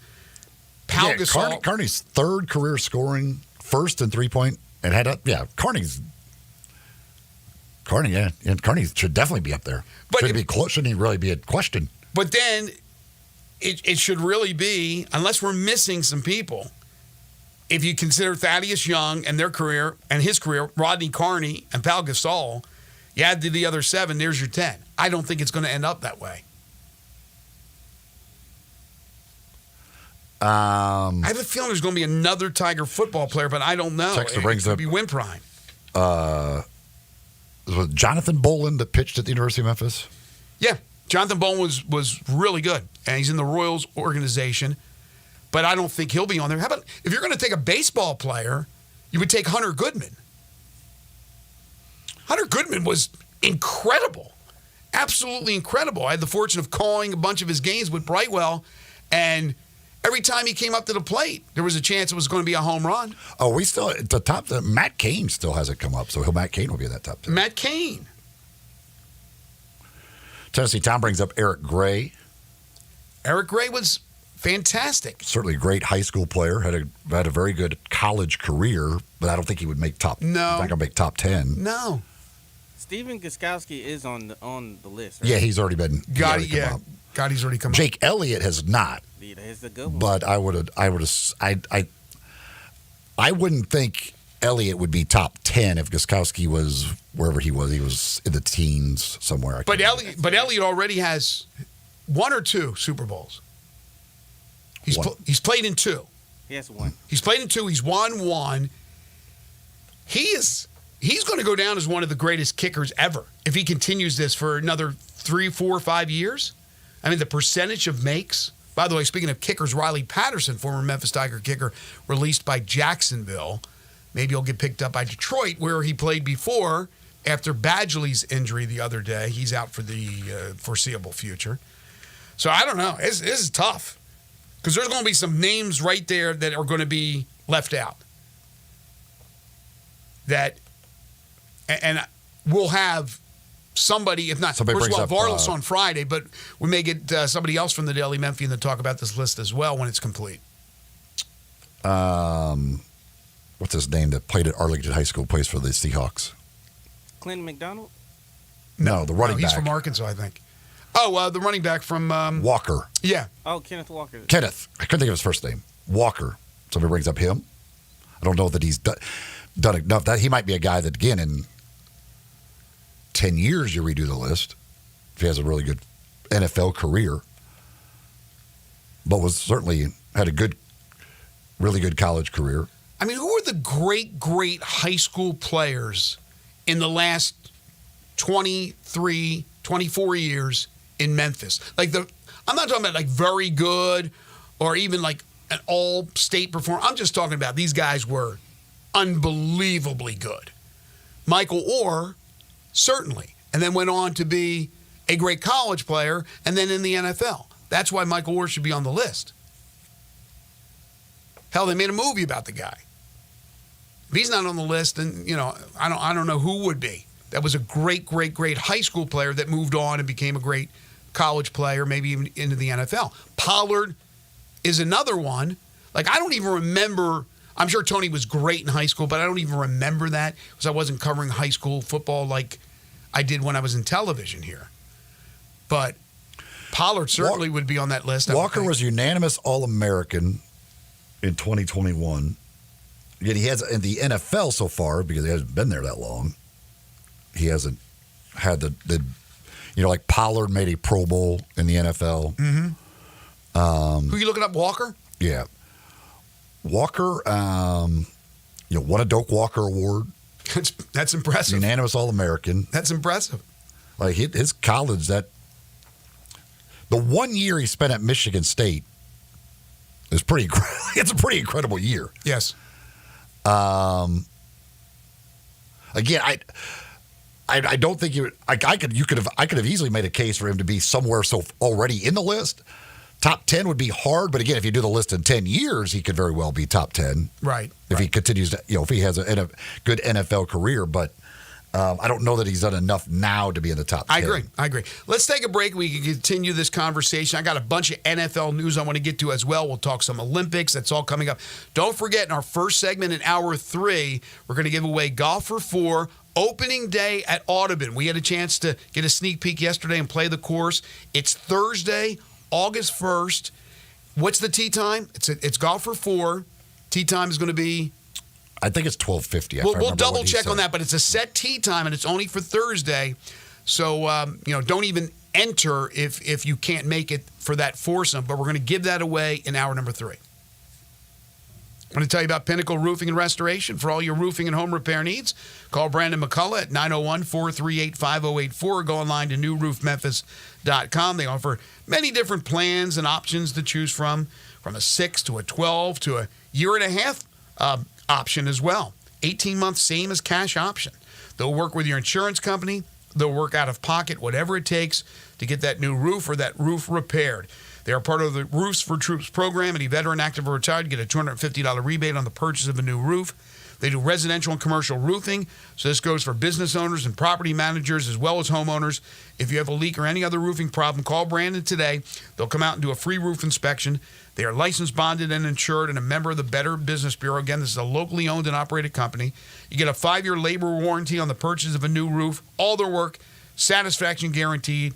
That includes carpentry work, exterior painting. They can replace gutters, put up fencing, siding, rotten wood repair. Brandon's a certified shingle installer, so he can take care of that for you as well.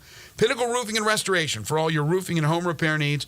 Call Brandon, 901-438-5084. Tell him you heard it here on Sports 56 Mornings, or go online to newroofmemphis.com. You're tuned in to Sports 56 Mornings with Greg and Eli on Real Sports Talk, Sports 56, 98.5 FM.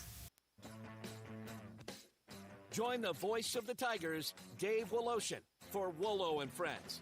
Weekday mornings from 10 to 11, here on Sports 56 and 98.5 FM. Guns, guns, and more guns. Over 700 firearms in stock. Home defense guns, old guns, new guns, used guns, big guns, little guns. Every gun you can think of, Classic Arms has them. All brands like Glock, Sig, Colt, Ruger, Smith & Wesson, Browning, Beretta, Benelli, Remington, Winchester, and more. Guaranteed lowest prices in town. Only gun importer in the Mid-South. Free gun inspections and appraisals and free bore sighting for the upcoming deer season. Shop online at ClassicArmsofMemphis.com or visit Classic Arms at 1740 Germantown Parkway behind Quirky's Barbecue in Cordova. eBay Motors is here for the ride. 120,000 miles of night drives, daily commutes, and who knows how many. Through countless fixes, elbow grease, and a new radiator, you kept your ride alive. With eBay Motors, you have over 122 million parts to keep it running. And with eBay Guaranteed Fit, they'll be the perfect fit every time. Plus, at these prices, well, we're burning rubber, not cash. Keep your ride or die alive at ebaymotors.com. Eligible items only. Exclusions apply. Hi, folks. I'm Kirk for Sunrise Buick GMC Truck. It's our 35th anniversary of Sunrise, and we're celebrating with savings that are bigger than ever. Over 600 new cars and trucks to choose from with huge savings. It's a used car buyer's dream. Check it out at sunrisememphis.com. Hundreds of used cars and trucks with a lot specializing in cars and trucks under $20,000. Bad credit, it's okay. You're approved at Sunrise. Remember, we specialize in secondary financing. New cars and trucks aren't free, but at least they're affordable at the 35th anniversary sale going on now at all Sunrise locations. Coming from Pike Grove, Chase, and Collierville. Sports 56 traffic. Good morning. I'm looking at a crash. They're trying to move the damaged vehicles on 40 westbound, just past Sycamore View Road. That's why it's limping along down through there right now between Witten Road and Sycamore View Road on 40 going westbound as they try to clean up this crash. Give yourself a little bit of extra time over here now because of this accident that has happened. It's been a struggle trying to get out of Collierville on a couple of different accidents there on Bill Morris Parkway headed towards Shelby County. Havenly Showers, your curbless shower specialist. Transform your bathroom with a tub to curbless shower conversions. Log on to Havenly Showers.com. I'm Commander Chuck with your on-time traffic.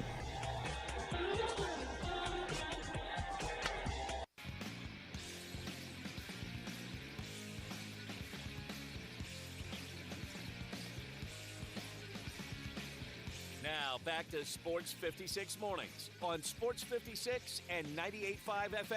This hour is brought to you by James Gaddis Jewelers. To reveal the full spectrum of its dazzling color. Here once again, Greg Gaston and Eli Savoy. My son texted me, he said, have they mentioned Matt Cain yet? And he has not been on their list through their first 15. And he should be in their final 10. We talked about yesterday, but we didn't. Austin Riley is another one that from the baseball world. Exactly. Could very well be in there. Our buddy Jarvo, we were talking about this yesterday, Zach, if I'm not mistaken. We were talking about women's soccer and the player over at the University of Memphis. Mm-hmm. And Jarvo said, Maya Jones should be on that list somewhere. 4-year all-conference, several player of the years, All-American on best women's soccer team in University of Memphis history. NCAA tourneys and advancing, drafted and plays for the San Diego Wave in the NWSL. That's pretty impressive. Yeah. I don't know.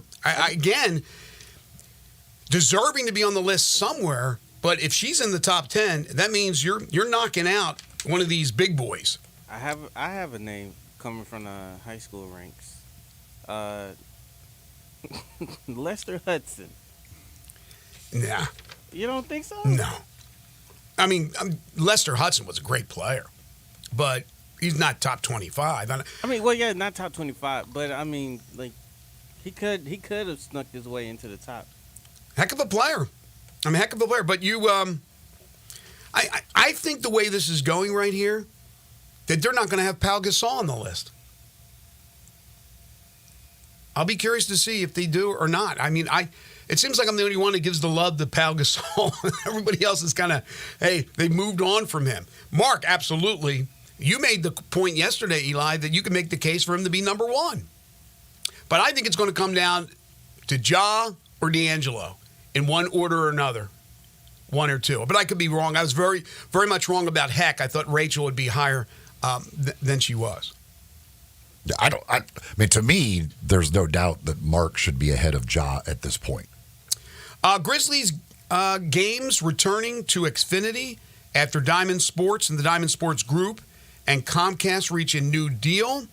So the access to Bally Sports will be included in the package. So good news for those wanting to watch Pete and Brev and Fish and the gang once again. That is very much good news for us Comcast customers. Was there ever a real concern? Even though bankruptcy and all that stuff? Oh, yeah, there was a real concern. I never buy those things. We're in Chapter 11, and then boom, it just, they figure out a way. It was going to be on local TV somehow. It was going to be on one of the networks, or somehow they were going to have the games. It was just a matter of where they were going to be broadcast. So it's good that they're back. Well, no, they were going to be on Bally's. It was just whether Bally's was going to get a deal done with Xfinity. I mean, it's been months and months. Like, and they're not even. It was kind of a thing like that's not happening. Like there wasn't even It wasn't one of those things like it. Like when the networks aren't on there, you know that. Like there was a lot of backlash when the baseball games that weren't on, and it was like this just isn't happening. Right, but how many times? They're not even getting it done till October or whatever. But how many times, whether you're on Comcast, whether whatever you may be on as far as your provider, and it says you're about to lose Action News 5. Again, when it's one of the networks, yes, it's going to happen. When it's a regional sports network that's in bankruptcy, there's no real emergency for Xfinity to get anything done with them. No, there's not an emergency, but I always believe that this would have gotten done, and it did get done. I mean, I always think these things end up getting done. It is that time of the year. You love this time of the year, Eli. It is preseason award watch list. And yesterday... Tell me who I should watch. Seth Hennigan. Oh, Maxwell Award. I wasn't going to watch it, but I will now. Seth Hennigan, Maxwell Award watch list for the College Football Player of the Year. He'll be on all the lists for the quarterbacks. But this is the Maxwell Award for the College Football Player of the Year. Seth Hennigan on the preseason watch list. And Colby Cox, the long snapper for Memphis, is on the Patrick Manley Award given to the best long snapper. I don't know how long this award has been around, but this is the first I've heard of Patrick Manley. Anyway, Colby Cox, congratulations. He's on the watch list. Olympics action for Tuesday is underway, and it's been underway for a while. Monday, we saw the United States men win bronze in gymnastics, which was a big surprise. The team, I watched a lot of it last night. Dude seemed pretty cool. Eclectic group. I like the guys. It was awesome to watch them, how happy they were to break that drought. It had been since 2008 since they had won any medal in the team event. And they were fantastic. It's hard to touch the Japanese and the Chinese in gymnastics. They're just crazy good. But then the dude, the Steven Netarasic, that was like that dude. That's some crazy stuff. Had to sit there the entire night. Does one event. And it's the last event, and he's the last guy to go. Sit there for 2 hours waiting for his one opportunity. And then when you go, like, if you know that if you have a good routine, you're breaking a 16-year medal drought for your country. And he goes up there and he's amazing. Like it's nails it. Like that dude.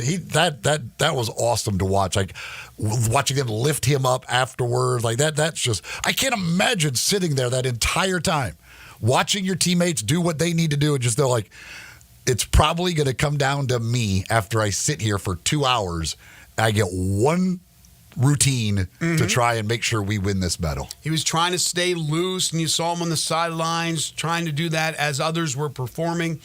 The pride of Penn State, a little nerdy-looking guy, man, but he came through big time on the pommel horse. Good for the men. Of course, they take backstage, or backseat rather. They take backseat to the women, but they did certainly a great job yesterday. And I love the fact that, every other minute they're huddling up, putting their hands together, and on 3, USA, that kind of stuff. Loved it.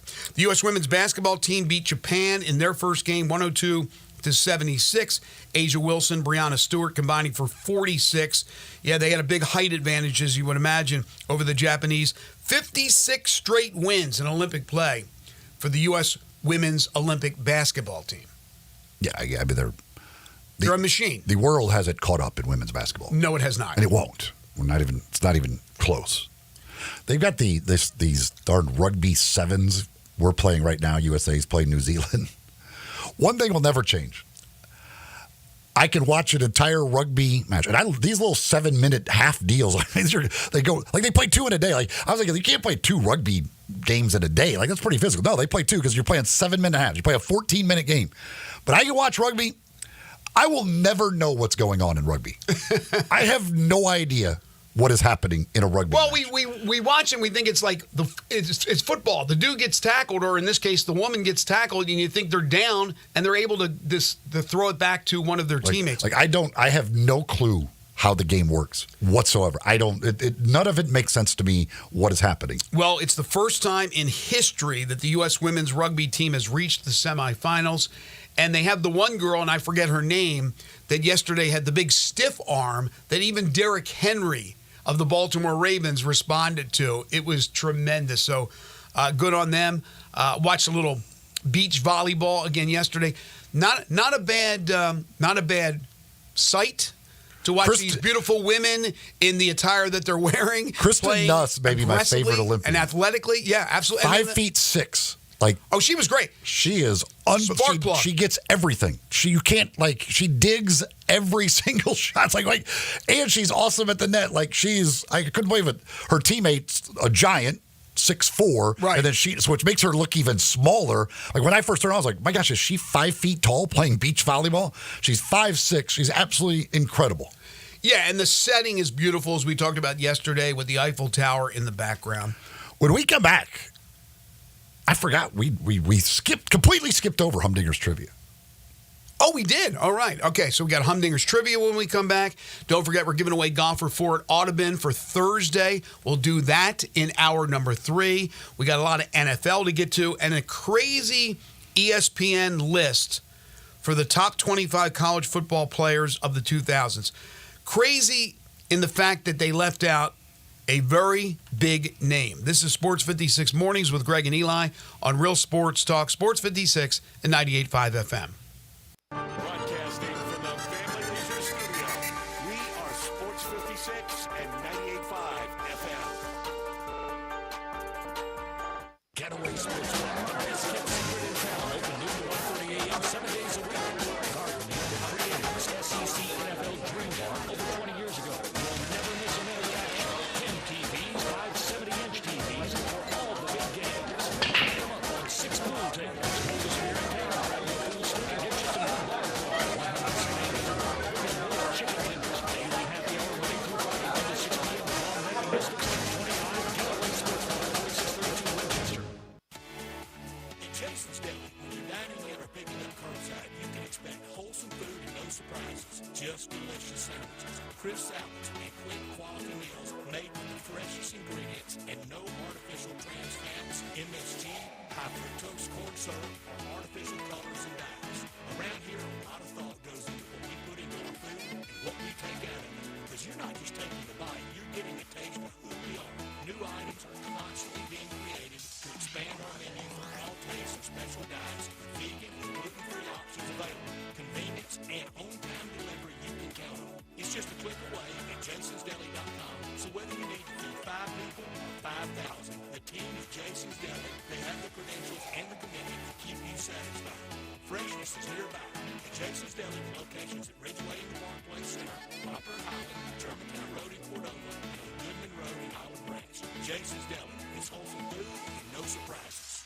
There's an institution in East Memphis that I love talking about. It's the Spirit Shop at 4848 Poplar Avenue, right down the street from Clark Tower, and it looks like a log cabin. It's been around Memphis since 1969 with a family-owned, friendly, knowledgeable sales staff that is just a wonderful place to go. I love going in and talking wine or bourbons, and they've got such great selection. So if you've not visited the Spirit Shop in a while, it's been remodeled. You'll love what you see when you need spirits. Tell Eddie Wallow said hello.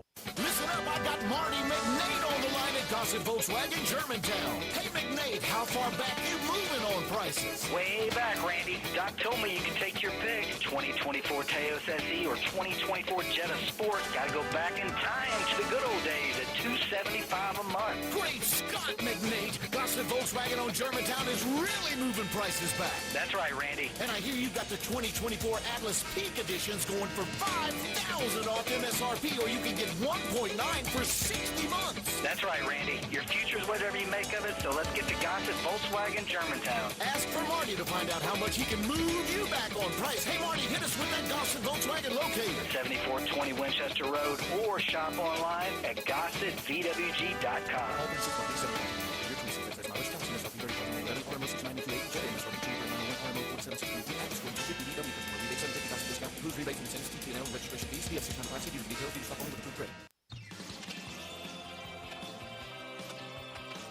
Now, back to Sports 56 Mornings. Isn't it a lovely morning? On Sports 56 and 98.5 FM. This hour brought to you by James Gaddis Jewelers. Here once again, Greg Gaston and Eli Savoy.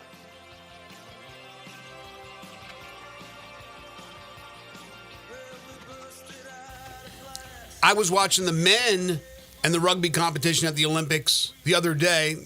There's going to be a score. Is that the United States in white? Yes. They are trailing big time to New Zealand. But I was watching the men. Dude hit this guy so hard. It was like a great football tackle, except you're not wearing equipment. There's got to be tons of injuries in rugby. Again, I don't know what's happening other than I know New Zealand opened up a can of whoop ass on us there because we were up 5-0, and then in a blink of an eye it was 24-5 them, which that might mean they scored once or it might mean they scored 6 times. I have no idea, but they play again later today. This is pretty physical, and they'll play the gold medal match later today. They just turn around and play again. I can't imagine playing, even though it's only 7-minute halves. Can't imagine playing 2 of these games in a day. Who's tougher, basketball players or rugby? It's not even close, killing each man. other. They're like, oh, by the way. Wait, how'd it end? It just ended? Yes, it's over. I mean, they scored a touchdown in the last play? Is that what it was? United States lost 24-12.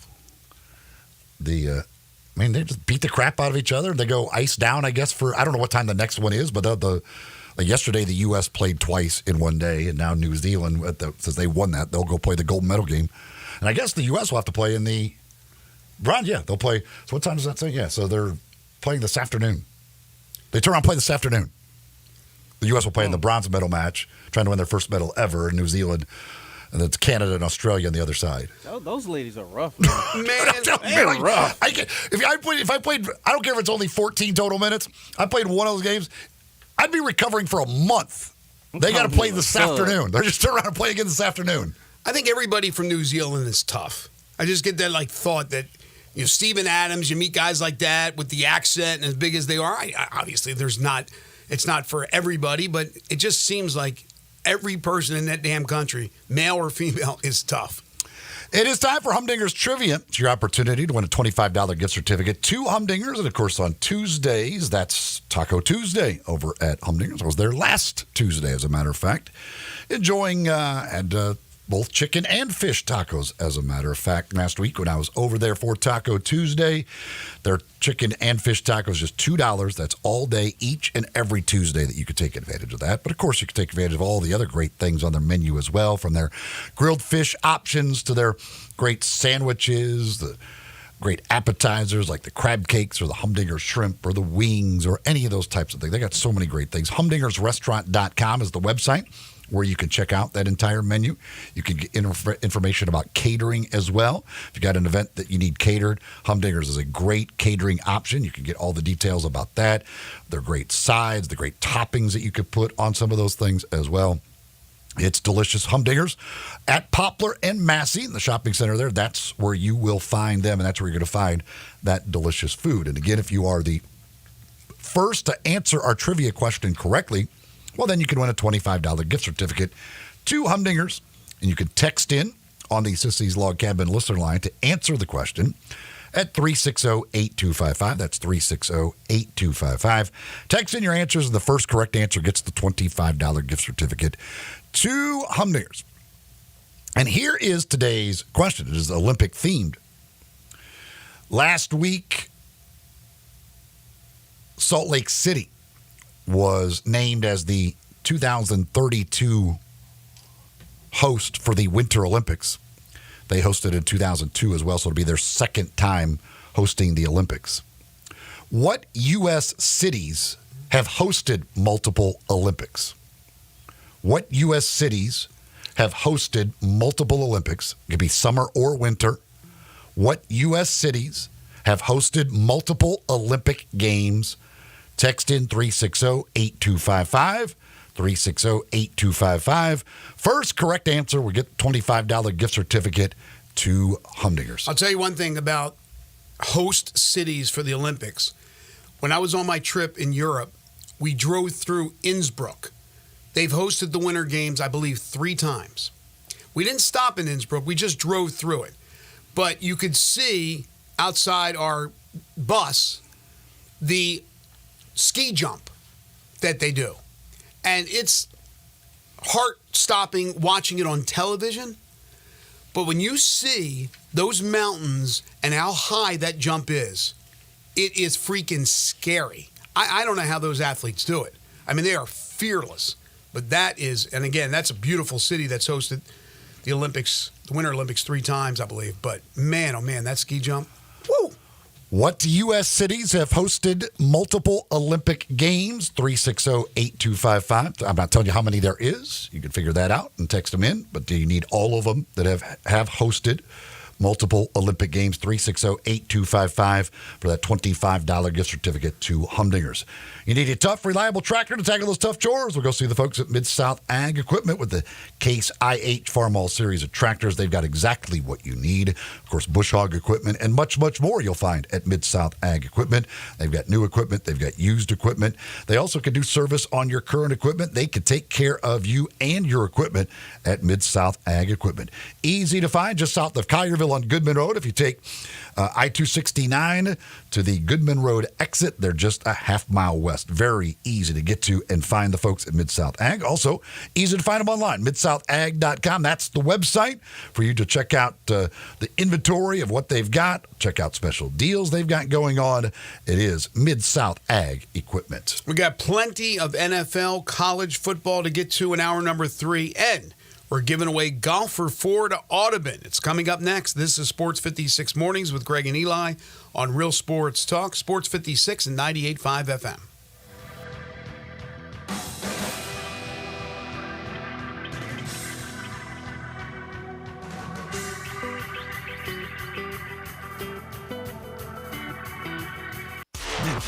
Playoffs are back.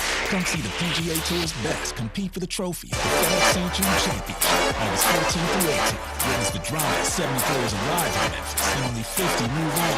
Tickets are on sale now at FedExChampionship.com. I'm Tiffany, founder of Harlem Pilates. When I couldn't find Pilates in my neighborhood, I started a studio from my studio apartment. Chase Inc. helped me go from 1 Pilates studio to 3.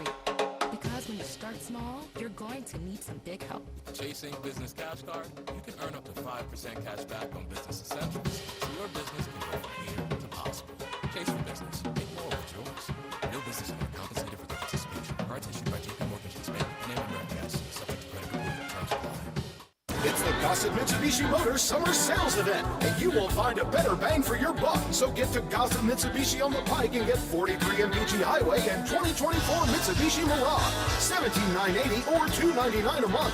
2024 Mitsubishi Outlander Sport, $26,530 or $379 a month. 2024 Mitsubishi Outlander Sport, we Gossett, $26,530 or $379 a month. And get vacation ready in 2024 Mitsubishi Outlander, $29,900 or $399 a month. Plus peace of mind with Mitsubishi's 10-year, 100,000-mile powertrain limited warranty. Gossett Mitsubishi, 1870 Covington Pike, and 24/7 at MemphisMitsubishi.com. If you want it, we got it at Gossett Motor Cars. 500 military rebate, 500 loyalty, and 500 trade-in assist. Mirage, RHO 10843, MSRP 18480. Sport, RU1 11873, MSRP 28030. Outlander, RCO 63695, MSRP 314. Includes all rebates and incentives. PF 695. Excludes tax, title, and license. See dealer for complete details. Offer valid through end of the month with approved credit. Dealer stock only. Chris Price here for Brian Elder Roofing. For nearly 2 decades, we've installed some of the best roof systems across the Mid-South. To the tens of thousands of clients we've served, we're honored. So many of you call our team at Brian Elder Roofing your roofers. Our team is dedicated to serving you and keeping your family safe, dry, and mold-free. The recent hailstorms have caused massive damage, and many of these will go unnoticed for years, even though the golf ball-sized hail we just experienced in the Mid-South compromises even the best-built roof system. Whether we find damage or not, your photos are securely stored for future reference. Call Brian Elder Roofing today for a total evaluation of your entire roof system free. We will not try to sell you a roof if all you need is a repair. Call me at 901-867-0303. That's 901-867-0303. Or visit us online at brianellerroofing.com.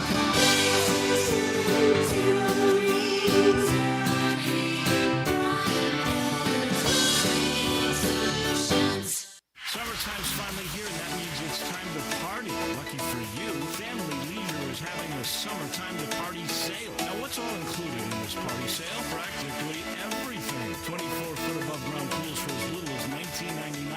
All ladders, filter systems, and even robotic cleaners are 20% off. Come in and look at all of the in-stock patio furniture Family Leisure has. Plus, it's up to 50% off. Play gyms for the kids, that's $1,000 off. Patio umbrellas, take 20% off. You can get a 4-person hot tub for just under $3,000. We know you're really going to just use it for yourself.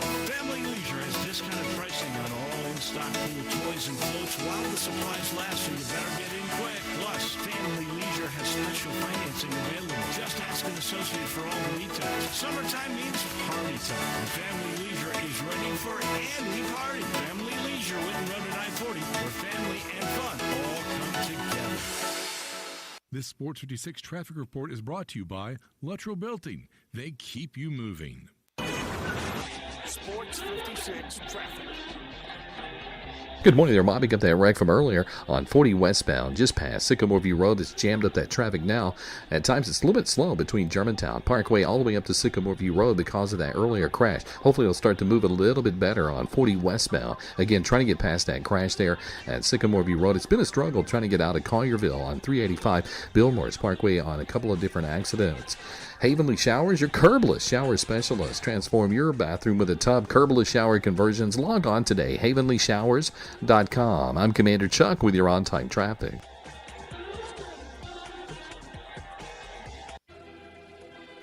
We are Sports 56, WHBQ Memphis, and W253DF Memphis. Flynn Broadcasting Stations. Oh, yeah. Now back to Sports 56 mornings on Sports 56 and 95 FM. This hour brought to you by Jenkins Floors and More. And once again, our broadcasting and Eli support.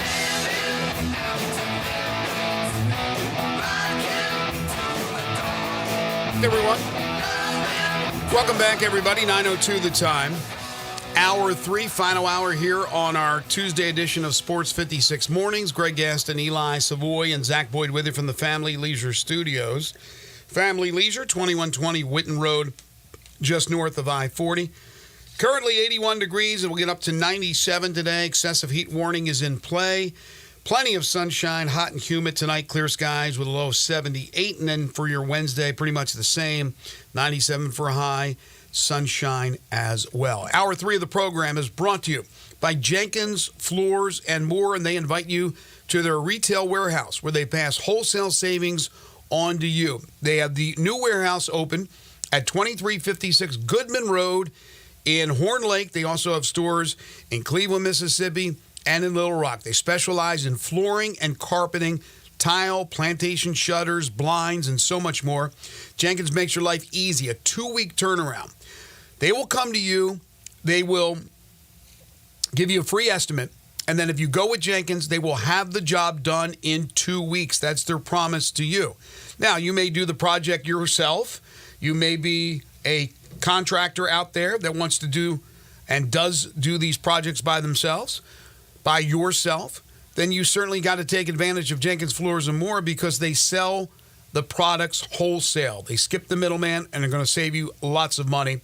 This is a very reputable company started by Timmy and Rebecca Jenkins about 8 years ago in the garage of their home in Cleveland, Mississippi, and they have thrived because of the quality of work, the attention to detail, and their pricing. So they have earned the reputation of being one of the top flooring companies in the area. So again, residential, commercial, whatever the case may be, you're looking for flooring, you're looking for carpeting, you're looking to save money, it's Jenkins Floors and More. 2356 Goodman Road in Horn Lake, also in Cleveland, Mississippi, and in Little Rock, Arkansas. Jenkins Floors and More, third-hour sponsor of Sports 56 Mornings. We do have a winner in our Humdingers trivia. By the way, Australia, pretty good at this rugby stuff. Man. Australia, New Zealand, they dominate. Maybe Canada should have set up some drones to scout out this Australian team because Canada hasn't touched the ball yet. Australia scored twice. I don't know how you get the ball and don't get the ball, but Canada has yet to have the ball, and Australia has scored twice on them. You know what the problem is with Canada? I guess they went for the 4th and 12. Was it the Rouge? The problem with Canada is they didn't send any drones over to check out the Australian practices. They're in trouble. Like I just said. Yeah. Did you? I don't know. I'm reading something. Sorry. We do have a few folks who did get the right answer, but there was one person was on top of this question. Quick to the trigger. It was like they had it loaded in their phone somehow. Like, I don't even know. They just had these 2 cities loaded in their phone ready to go. Because that's about as quick as I think I've ever seen a correct answer come in on our Humdingers trivia. And they were very quick and quicker than everybody else. The question was, which U.S. cities have hosted multiple Olympic Games? So, therefore, and I won't even call this person out because they did put their name on it. But last time I checked, Tokyo, Athens, Paris, London, none of them are in the U.S. No. There's Paris, Tennessee. Paris, Tennessee. I don't think it's hosted multiple Olympic Games. I don't think there's a Tokyo, United States. But I don't but so those. There's little Tokyo in a few of the big cities. Those would not qualify as U.S. cities to host multiple Olympic Games. Salt Lake City, again, as I said at the thing, they have been approved for 2032. They have not hosted multiple Olympic Games. If I ask this question in 2033, then Salt Lake City will be one of those answers. But it's not yet because they have not hosted multiple Olympic Games. They've only hosted one. The 2 U.S. cities that have hosted multiple Olympic Games are Los Angeles, which will host their 3rd coming up in 2028. Mm-hmm. They hosted in 1932 and 1984. And then Lake Placid, New York, which also hosted in 1932, the Winter Games, and then in 1980. So it's Lake Placid, New York, and it's Los Angeles. Those are the 2 American cities that have hosted multiple Olympic Games. Salt Lake City, again, will join that list in 8 years from now.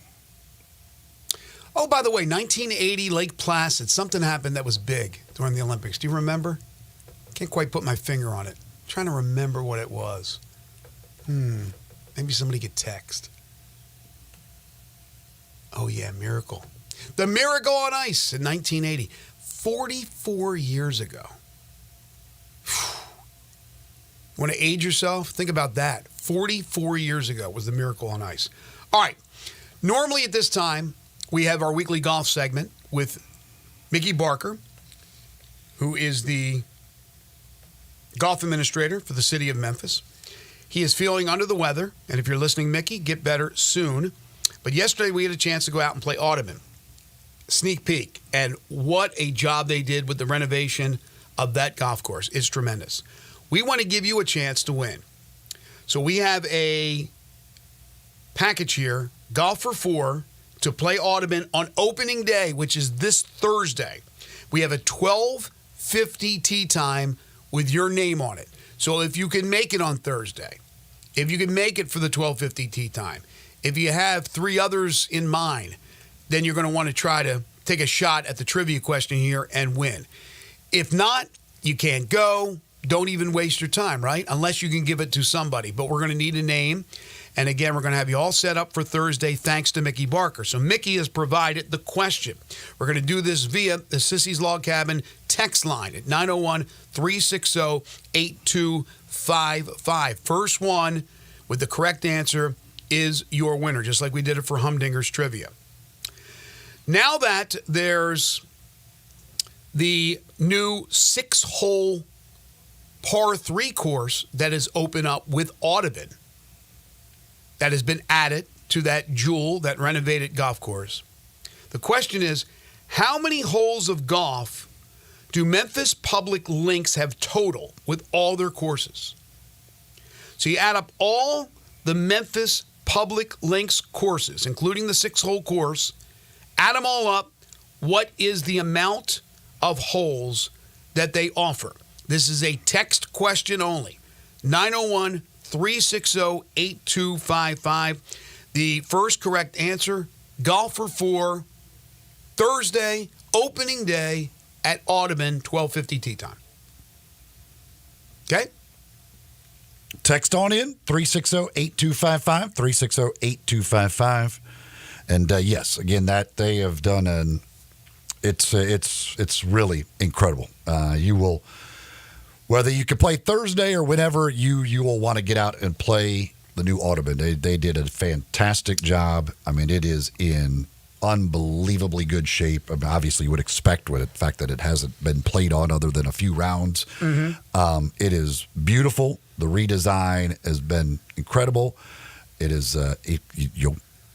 I'll tell you, pick the right tee boxes for yourself. Don't overextend yourself because it can be difficult if you get too far back. There are 2 par 3s on the front that playing not even the tips yesterday played over 200 yards. So it can be, it's certainly a challenge, but it's fair. There are some holes that you can definitely take advantage of as well. And, you know, you can, the fairways are wide. It's a challenging course, but it is a very fair challenge. There's no doubt about that. And it's absolutely, to see the whole new area that they have brought into the golf course over on by the Botanic Gardens and all that stuff. I mean, how much bigger and more land there is over there that's now being used for the golf course. They did an absolutely incredible job with this. Did you play the tips? No. Okay, so wow, you played the gold like I played. So what did you use on that 200? I guess it was 216 from the gold box, that par 3. What did you hit? Well, we played dead into a really strong wind. So did we. I hit 3-wood. So did I. I hit a 3-wood on that. I couldn't believe it. And the guys behind me are playing the tips. They were 226 on that hole. But again, I think you're right. I think it's absolutely fair. The fairways are wide, so it's not that much of an issue as far as narrow fairways. You're going to miss a lot of fairways. And it's not that penal, but it is a challenge. It absolutely is. So again, one more time, let me give you the trivia question provided by our good buddy Mickey Barker, who is under the weather today. How many holes of golf do Memphis Public Links have total with all their courses? And that includes the new 6-hole par 3 course over there at Audubon as well. Text in at 901-360-8255. The first person with the correct answer has Golf for 4 opening day at Audubon on Thursday, this Thursday, at 12:50 tee time. Congratulations to a couple of Memphis Tigers who are headed to Minnesota to play for the Vikings. Maybe a new NFL team for a lot of Tigers fans to root for is Bobby McCain and Jacoby Francis both signed with Minnesota. They're both defensive backs. McCain has played a while in the NFL now, mainly with the Miami Dolphins, and Jacoby Francis with the Texans, if I'm not mistaken. So good luck to both of those guys in Minnesota with the Vikings. Yesterday, I think Jason Munns had the story first. The Danny Thomas Celebrity Pro-Am, which will take place August 15th at Spring Creek Ranch. Again, I'm not a big fan of it happening the first day, the first round of the FedEx St. Jude Championship.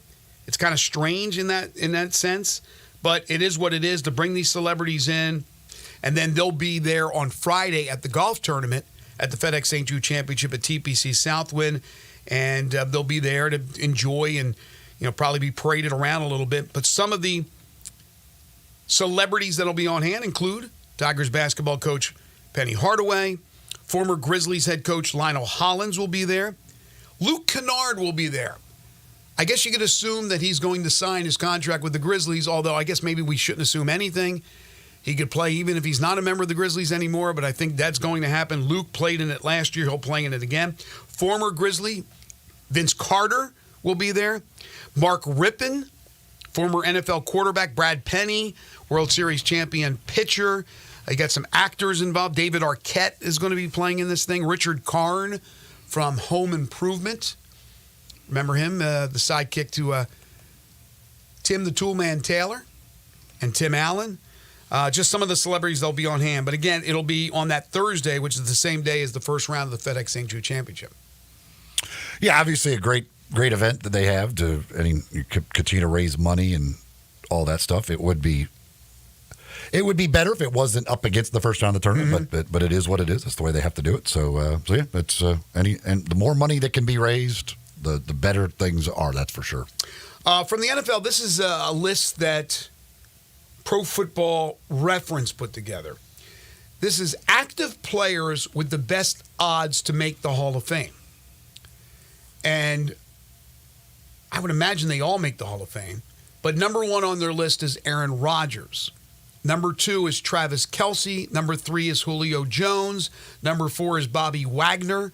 Number 5 is Von Miller. Number 6 is Zach Martin. I'll skip 7. Number 8 is Khalil Mack. Number 9 is Russell Wilson. Number 10 is Jason Peters. Okay. Number 7 is Patrick Mahomes. If Patrick Mahomes were to retire today, he's first ballot Hall of Famer. Rodgers, okay, 1, certainly. I mean, again, they're all going to more than likely be Hall of Famers. But Patrick Mahomes, 7th on the list? Get out of here.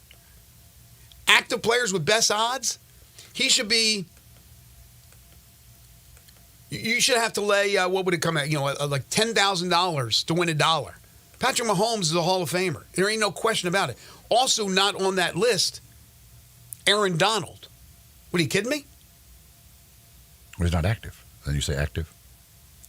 Right, that's right. Okay. So Aaron Donald, absolute shoo-in. Yeah, active players. But Mahomes 7th. There's no way he's 7th. I'd put Rodgers 1. He's definitely a Hall of Famer. And Mahomes. Over everybody. Even though Kelsey's going to be a Hall of Famer. I mean, Julio Jones, I believe, is going to be a Hall of Famer. He should be. Bobby Wagner, Von Miller. You make the argument for all these guys. Russell Wilson, I think he'll still be a Hall of Famer, right? But Mahomes is absolutely 100% automatic if he retired today. The only person that should be ahead of him is Aaron Rodgers, in my opinion. You're going to love this list, Eli. I don't know if you saw it yesterday. I don't have the complete 25 in front of me, but I just picked out some. ESPN's rankings for the top 25 college football players of the 2000s. Okay? Number 1, Ndamukong Suh. The great Nebraska Cornhusker defensive lineman, went on to have a great NFL career. I think he's finally done, or is he still a free agent? I don't think he's officially announced his retirement. It could be like other years, or right. He ends up getting signed at some point during the year. Okay. Number 2 is Baker Mayfield. Number 3 is Cam Newton. Number 4 is Vince Young. Number 5 is Ed Reed. Number 6 is Tim Tebow. Number 7 is Reggie Bush. Some other names of note. Joe Burrow at number 9. The aforementioned Aaron Donald at 14. David Pollack at 15. For those who are young and just remember Pollack from ESPN Game Day, that guy was an incredible player at Georgia. Number 16, Deshaun Watson, Clemson. And number 18, Kyler Murray. Again, I didn't put all 25, but I could tell you who's not on this list.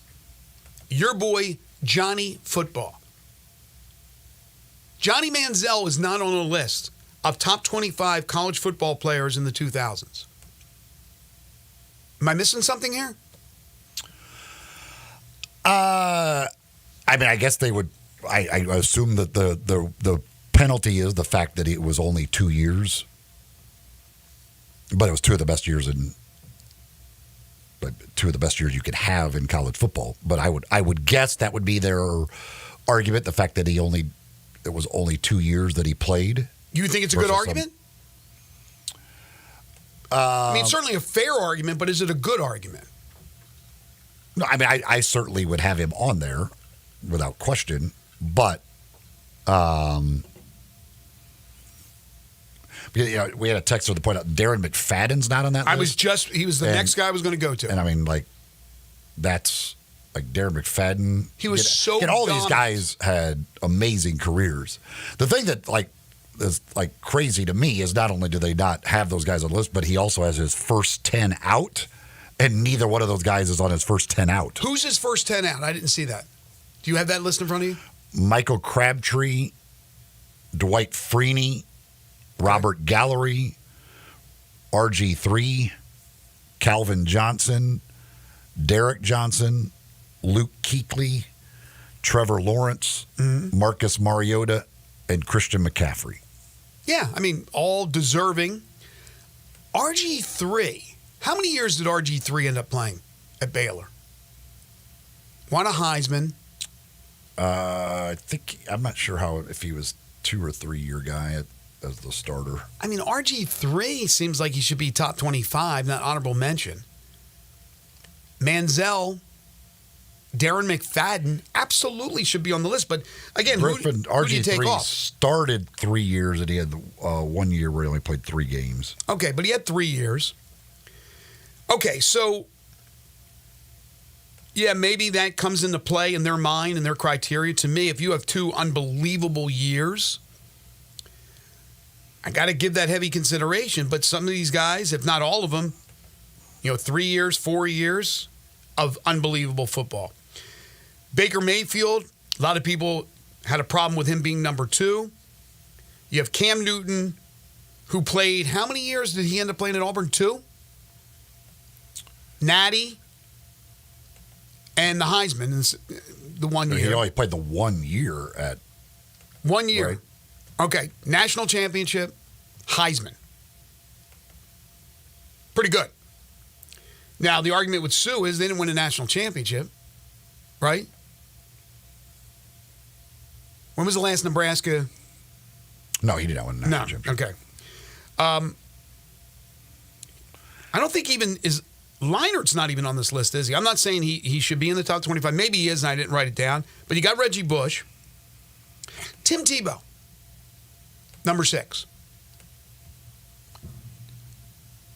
Tim Tebow, I mean, I can make the argument that Tim Tebow should be number 1. And don't knock me for it. You can. You can make that argument Tim Tebow is the greatest college football player of this century. Yeah, I mean, there's no doubt. Like, and again, if that's the thing, if you're penalizing, if your whole thing would be you're penalizing Johnny Manziel for only 2 years, then certainly Cam Newton should be penalized for only 1. Right. And Tim Tebow should be given, and if you say, well, Cam won a national championship, well, Tebow had that. Tebow played more years. Tebow had the Heisman Trophy. So it's, while I think Cam Newton's year, the 1 year he played, was better probably than just about anybody's. Right. The fact that Tebow did it for 4 years, I certainly think you would put Tebow ahead of Cam Newton. There's no science to this. It's just an opinion of people. These are the type of topics we get in the summer when things are slow until the games actually heat up and we get to talk about actual results on the field. But to me, there is a little bit of, okay, what did they do at the next level? And I think that plays into a decision. I don't know that for a fact, but I would bet they look at it and go, okay, Tebow, in the NFL, he wasn't really the guy, although he does have a playoff win, does he not? But I think maybe that kind of creeps into your cerebellum, and all of a sudden you start to think, yeah, maybe I shouldn't put him that high. Tim Tebow, and again, I'm not a Florida fan. I like Tebow. I think he should be number one. It's hard to compare, as it always is in football, trying to compare different positions. Right. But certainly I think you could, I would say Tebow, again, I think Cam Newton's 1 year was better than probably any one of Tebow's years. But, again, we were talking 4 years and what he did year after year and multiple national championships. It would be hard for me not to put Tebow as my top quarterback just because of all of the accomplishments. When you've got the Heisman Trophy in the 1 year, he was also the next 2 years the SEC Offensive Player of the Year.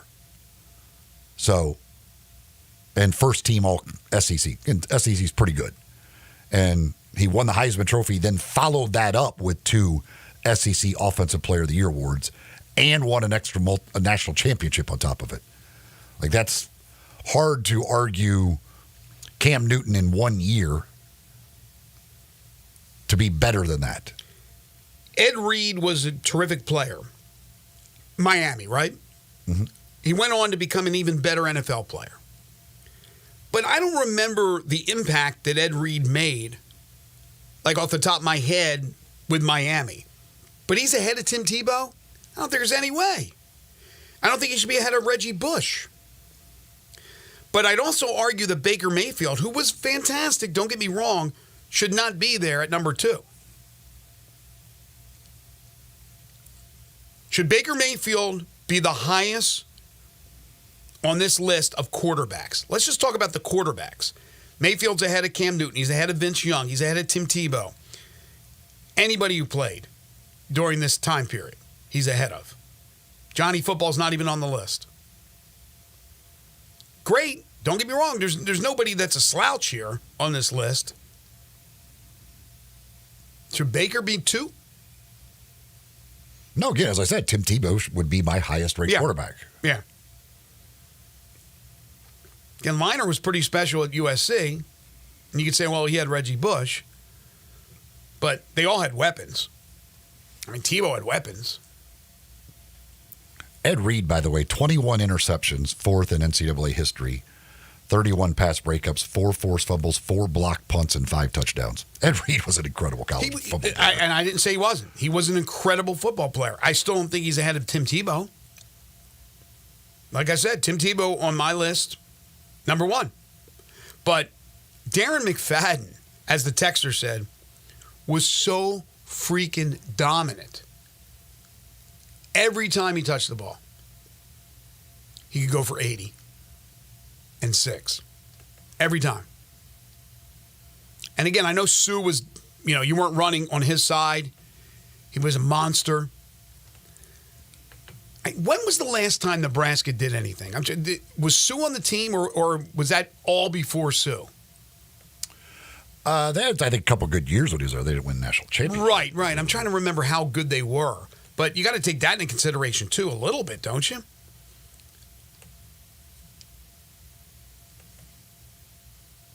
Baker, he had a natty, right?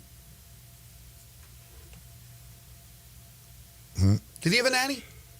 Baker Mayfield? Yeah. No. Okay, he didn't have a natty. Cam had a natty. Vince Young, they lost to USC. Vince Young won against USC. Beat USC, excuse me. Did USC win any other time with Bush? How many years did Bush play? They won a national championship, and then they lost to Texas. So he's got an natty. Tebow's got an natty. Young's got an natty. Cam Newton's got an natty. I mean, you got to take that into consideration too, somewhat, don't you? Sue doesn't. Baker doesn't. Reed doesn't. Reed does. Oh, they won it. Miami won one when he was there? Yeah. When was that? What year was that? What? 2000? What? Probably 2001. Oh, did they really? Okay. 2000, right? So it's right at the beginning of it. Of the Okay. century, Okay. yeah. All right. Okay. Shoot 360 Memphis, from preps to pros. This place is just flat out cool. It's a cool place to go and get your game on and to become a better basketball player, a better shooter. You can challenge yourself. You can compete with others. Actually can compete with others from around the country at other Shoot 360 locations, which is a really neat thing. You can learn the proper ways to shoot the basketball using modern analytics. So, for parents and for grandparents and for coaches, this is the place for your sons, your daughters, your grandchildren, your players to go. If you're looking for something special for a birthday present or whatever the case may be for your loved one, and they are basketball players and they love the game, this is perfect. And again, as I've talked about now for about 2 to 3 weeks, they have transitioned to monthly memberships. So you're not bogged down with a long-term contract. You can take month to month, decide what you want to do. If you want to go long-term, that is fine. But you can go month to month. Now you can become a member at the Collierville location or a member at the Cordova location or a member at both. It's a revolutionary training facility that combines cutting-edge technology with expert coaching to improve shooting skills. The facility is equipped with advanced shooting machines that provide real-time feedback on shooting accuracy, arc, and depth. Players can track their progress and analyze their performance. Players like Steph Curry actually use this system. Again, 2 locations in the Memphis area. My advice for you is to call them, set up a tour at 901-316-5500. Give them a call or go online to Shoot 360 Memphis to sign up. But I would say go take a tour, check out the facility, sign up for a month, see what you think, and then go from there. I think you're going to fall in love with it. It's where the preps and the pros go to get their shot on, become a better basketball player at Shoot 360 Memphis.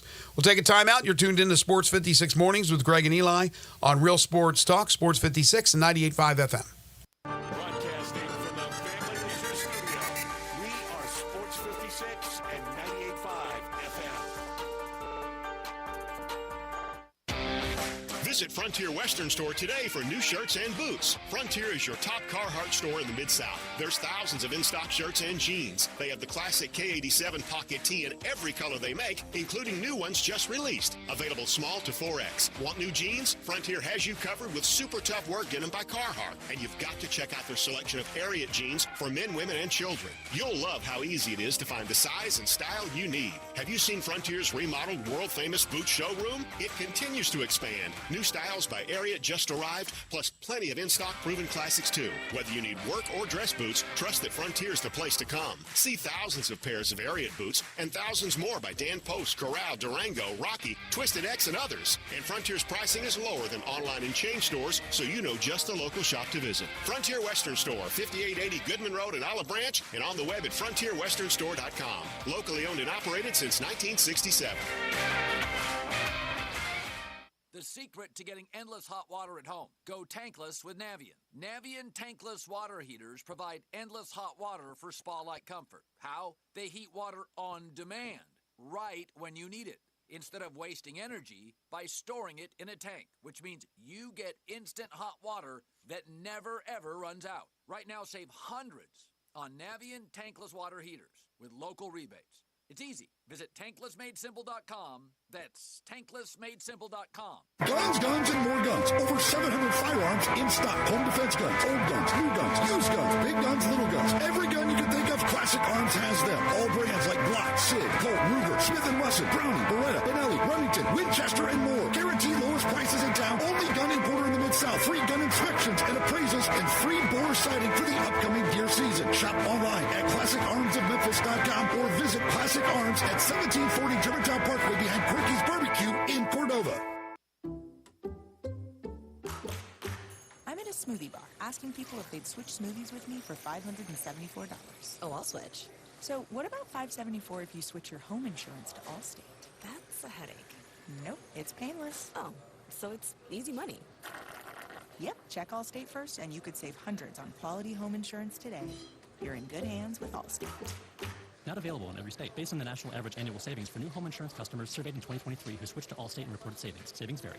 It's the Gossett Mitsubishi Motors Summer Sales Event, and you won't find a better bang for your buck. So get to Gossett Mitsubishi on the Pike and get 43 MPG Highway and 2024 Mitsubishi Mirage, $17,980 or $299 a month. 2024 Mitsubishi Outlander Sport, $26,530 or $379 a month. 2024 Mitsubishi Outlander Sport, we Gossett, $26,530 or $379 a month. And get vacation ready in 2024 Mitsubishi Outlander, $29,900 or $399 a month. Plus peace of mind with Mitsubishi's 10-year, 100,000-mile powertrain limited warranty. Gossett Mitsubishi, 1870 Covington Pike and 24/7 at MemphisMitsubishi.com. If you want it, we got it at Gossett Motor Cars.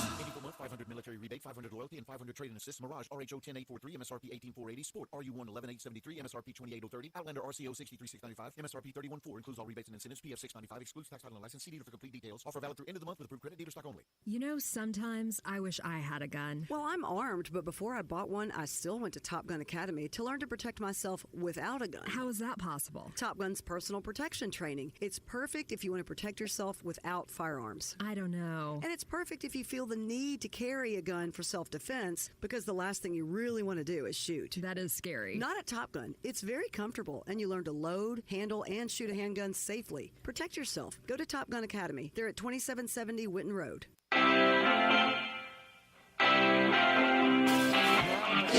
Sports 56 mornings on Sports 56 and 95 FM. This hour brought to you by James Floors and More. Here once again are Greg Gaston and Eli Savoy. Welcome back, everyone. 9:35 is the time. Final hour for us today here on this Tuesday edition of Sports 56 Mornings. We still don't have a winner on the trivia question for Golfer 4 at Audubon. We do have a correct answer out there. Unfortunately, the person guessed twice. You're only allowed one guess, and it has to be the correct answer on your first guess. The question is, how many holes of golf do Memphis Public Links have total with all the courses? And that includes the new 6-hole par 3 course at Audubon. How many holes of golf do Memphis Public Links have total with all their courses? Add them all up. Come up with an answer. Text in on the Sissy's Log Cabin text line at 901-360-8255. The winner gets Golfer 4 Thursday at 12:50 at Audubon. It's opening day at Audubon. We got the tee time all set for you. All we now need is a correct answer and a name to play on Thursday. 360-8255. 360-8255. Can you get one guess, one opportunity to get that correct answer? And if you've got that, you could take 3 of your friends out to Audubon on Thursday afternoon to play a little golf. Again, 360-8255. By the way, that college football player list, just looking, again, it would be easy just to put all the quarterbacks at the top. But Lamar Jackson at number 20 seems awfully low, too. Just like that dude had an unbelievable college career. He did. I mean, Trevor Lawrence was great at Clemson. So, yeah, you could do a whole separate list, and I'm sure they will, if they haven't done it already, just on the quarterbacks. You know, they have Jonathan Taylor at number 25. I'd have to compare Jonathan Taylor to Darren McFadden. Would be interesting to see that comparison numbers-wise, as far as just running backs are concerned. I mean, Jonathan Taylor pretty remarkable career. But I don't know how it compares to Darren McFadden, just as far as awards won and stuff like that. I'd have to look that up. But as much as I love Jonathan Taylor, and he's a Colt now, I'd go Darren McFadden. I would still go Darren McFadden. Santi Aldama added again at the Olympics. The Memphis Grizzly playing for his home country of Spain. 19 points, 12 rebounds, 2 assists, 3 blocks, and Spain get the win this time as they knock off Giannis Antetokounmpo and Greece. He continues to be the best player on a team that, certainly Spain isn't what it used to be when the Gasols and some of the other guys were playing, but they're still certainly a factor, and he has been game in and game out. He's just been outstanding, shooting the ball extremely well from three-point range, 3 for 8 today from 3 in that win. Apparently was, after one late in the game, was pointing at Giannis running down the court. So he's got, on the international level, he's got some swagger. Yes. And he has been absolutely terrific. It was the MVP of the qualifier that got him into the Olympics. So Santi is, if he can translate a lot of this to the NBA, and certainly I think this will give him a lot of confidence. Doing this at this level and being the best player on a team that's in the Olympics, there's no doubt in my mind he's part of the rotation. So I'd like you got to figure somebody else that's not. I'd like to see more flair from him.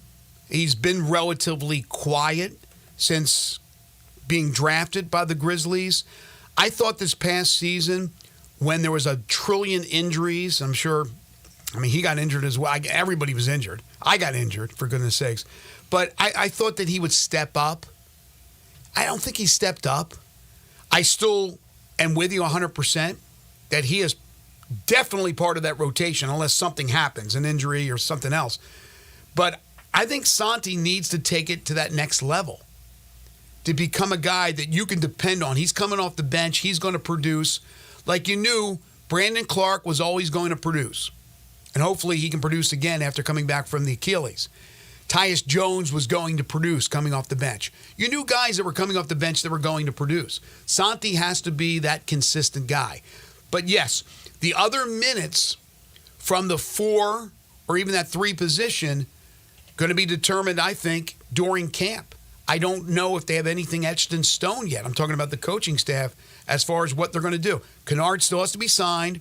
And I think that's going to happen, and he will be a part of the rotation. But what do you do with G.G. Jackson, who got his opportunities last year and seized the moment? What do you do with the Jake LaRavia? It doesn't appear that they've given up on him. He had a good summer. At times, he flashed his ability during the latter part of the season before, again, he got hurt. I'm not sure if he's part of that rotation, but maybe he gets that opportunity. Conchar still part of the team. What are they going to do with John? Obviously, they were able to free up a little bit of that room with the trading of Zaire Williams. But, yeah, I think Santi Aldama is a key reserve for the Grizzlies. A key reserve. All right, so we do now have a correct answer on a first guess to the trivia question for the golf on opening day at the brand new Audubon Golf Course. The question again, the total number of holes of Memphis public links.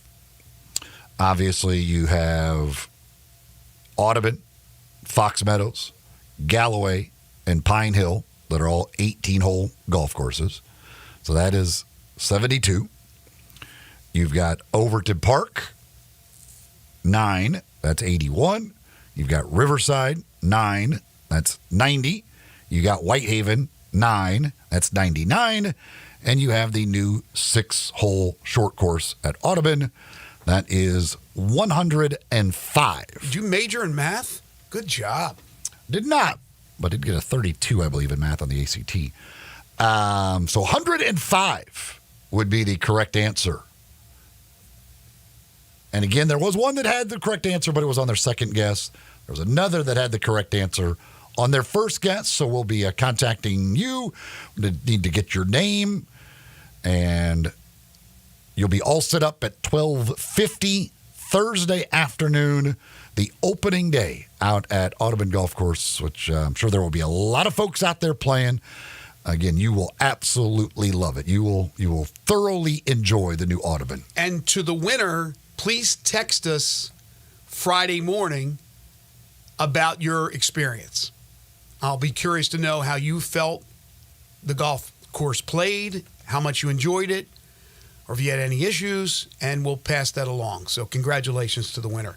The Titans, by the way, who are in camp in Nashville, and Nick Suss was on with us, who does a great job in covering the Titans for the Tennessee, and he's a real good follow if you're a fan of the Titans.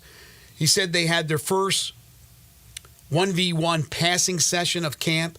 Will Levis, again, here's a guy who really needs to step up. He is now the guy. There's no question about it. So his first 1v1, 6 of 13 with 4 passes broken up. Eek. Not great. They do have Rudolph now, Mason Rudolph, who was with the Steelers forever as a third-string, mostly quarterback, who ended up starting late last year out of Oklahoma State. He was 2 for 9, but he said at least 3 drops and multiple pass interferences by the defense that were called by the refs. Not sure what the numbers were from Malik Willis. I'm assuming he also got some reps. Rudolph and Willis battling for that backup position behind Will Levis. Folks, you got a special occasion coming up, and you need that special piece of jewelry for a special someone. Go see the folks at Genesis Diamonds. They've got everything you could possibly need. Maybe it's an engagement ring. Maybe it's a real special occasion like that. You're thinking about getting engaged, go see the folks at Genesis Diamonds. The selection with all the top designers that are out there. Unbelievable selection of diamonds, whether it be natural diamonds, whether it be lab-grown diamonds, whatever budget it is, they've got something for you at Genesis Diamonds. The selection is absolutely out of this world. The pricing as well. Direct importer pricing, taking out the middleman to save you money, to make it a great value for you as well.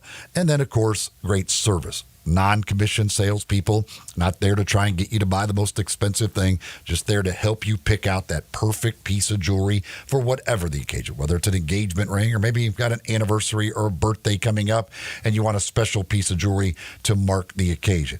Maybe you're looking for the pre-owned Rolex watch. They've got the state's biggest selection of those as well. It's all at Genesis Diamonds. Poplar and Perkins Extended is where you'll find them. For any of your jewelry needs, go see the folks at Genesis Diamonds. Final segment on the way. This is Sports 56 Mornings with Greg and Eli on Real Sports Talk, Sports 56 and 98.5 FM. Be sure to follow us at Sports 56 WHBQ on Twitter, Facebook, Instagram, and YouTube to watch live video of our shows. Stay up to date with station events and have chances to win prizes. Don't miss out on anything that's going on. Follow us at Sports 56 WHBQ. Getting engaged is one of life's most spectacular occasions. And when you find your ring at Sissy's Log Cabin, the promise of a lifetime begins with our promise to always provide unmatched quality, superior service, and brilliant natural diamonds. Find your dream engagement ring, wedding bands, and more when you shop Sissy'sLogCabin.com or stop by one of our 6 locations. Begin the rest of your life brilliant.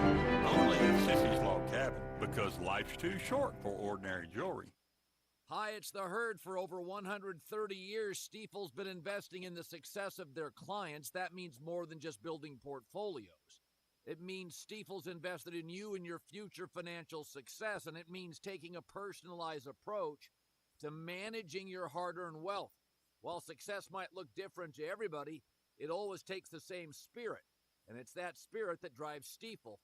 Founded in 1890, Stifel's a global wealth management firm and investment bank. It's what makes Stifel the #1 wealth management firm for employee advisor satisfaction, one of the fastest growing firms in America. Stifel, where success meets success. STIFEL.com. Visit it today. Stiefel Nicholas and Company Incorporated, member SIPC, and the New York Stock Exchange. For J.D. Power 2024 award information, visit jdpower.com/awards. Make your next grill your last with a Big Green Egg. Smoke, bake, roast, sear, and grill, all with a lifetime warranty. Save money on fuel, eating out, and replacing expensive grills that cannot match the flavor of the Big Green Egg. Ready to cook in only 10 to 15 minutes with temperatures below 200, above 700, and anywhere in between with ease. Change your at-home cooking experience for life. Go to shop.biggreenegg.com. Jenkins Floors and More invites you to their retail warehouse where they pass wholesale savings on to you. Jenkins Floors in Little Rock, Cleveland, Mississippi, and now open in Horn Lake at 2356 West Goodman Road. Specializing in flooring and carpeting, tile, plantation shutters, and blinds, Jenkins makes your life easy with a 2-week turnaround. Contractors, builders, or family projects, call 662-469-9350 for a free estimate. Owners Timmy and Rebecca Jenkins say hello to Sports 56 fans and look forward to your business. It's Wrangler season out there. Warmer days, cooler nights, open roads, endless horizons. And you need to be ready in jeans made for the unpredictable. Wrangler, for the ride of life. Shop our newest styles today at Wrangler.com. Now back to Sports 56 Mornings on Sports 56 and 98.5 FM. This hour brought to you by Jenkins Floors and More. Here once again are Greg Gaston and Eli Savoy.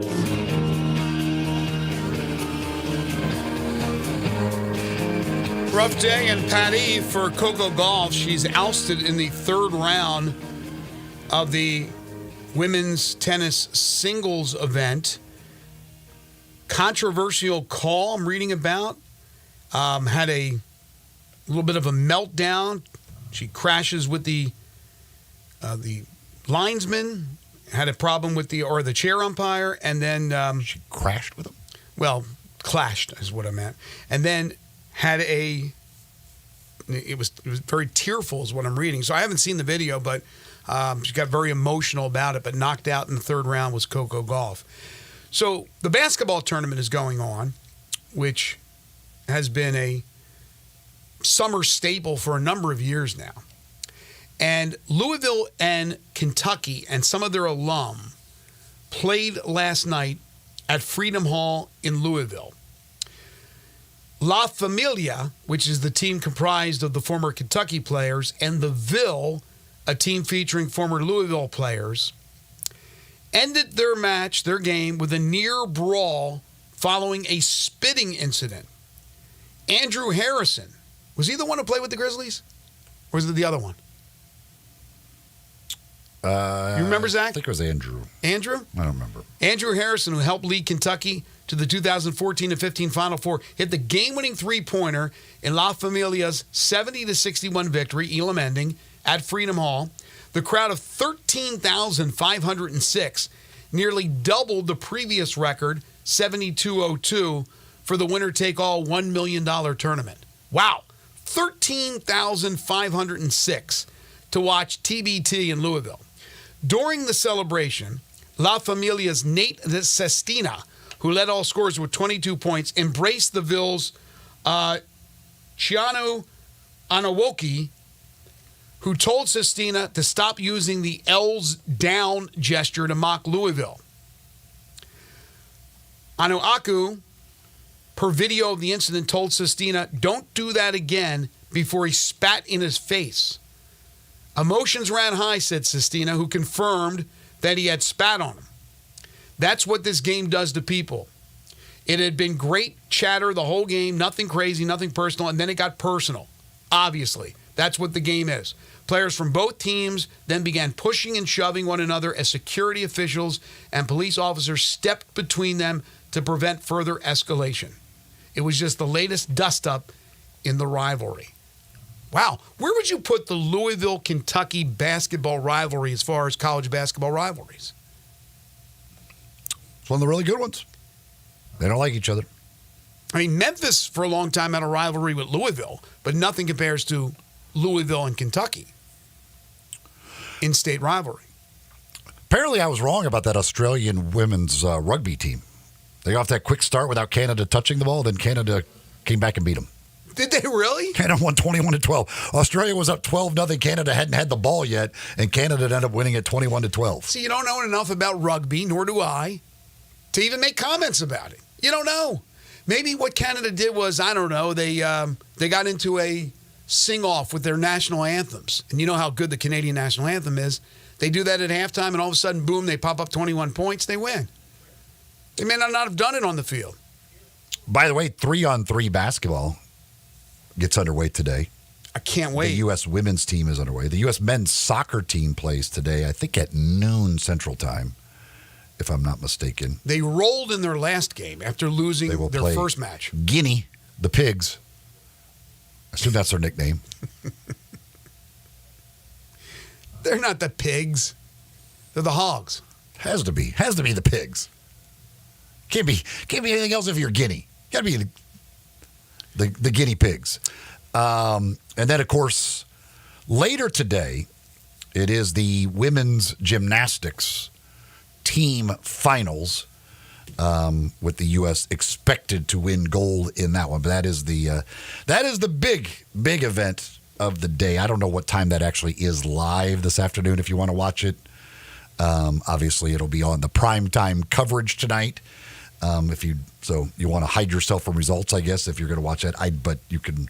I'm not sure exactly what time it airs live today. Well, tomorrow the men will play basketball, the United States men, against South Sudan. And the women play soccer. But going into this tournament, I don't think any of us knew a lot about South Sudan. First of all, I don't believe the country's been around for a while, for that long. They got their first win in their first game. They took the United States to the final moments in their exhibition game. I think it was 101-100. But that's not the nation I'd be thinking about, right, going into the Olympics, that the United States, is there anybody that can knock off the United States of America in men's basketball? I don't think so, but who can give them a run? Maybe Germany, maybe France. Spain is a shell of what they used to be. Maybe Australia, Canada, of course, with all those players, right, that play in the NBA. It's actually the South Sudanese. South Sudan and Memphis, and the United States, according to this story, is a 30-point favorite. Oh, well, okay. They are. But the United States, according to this story, has appropriate fear, it says, in facing South Sudan. I don't know why you would have any fear. I think certainly they are guarded optimism. They're confident that they're going to win, but they know now that South Sudan actually can come and play because they've already proven it one time in an exhibition game. Now, granted, Kevin Durant did not play. He did not play in any of the 5 exhibition games, and maybe he's the secret sauce after the way he played in Game 1 for the United States. 29.5-point favorites. So if you think South Sudan has another strong effort in them, get on all over them. What was it in the exhibition game? 43.5?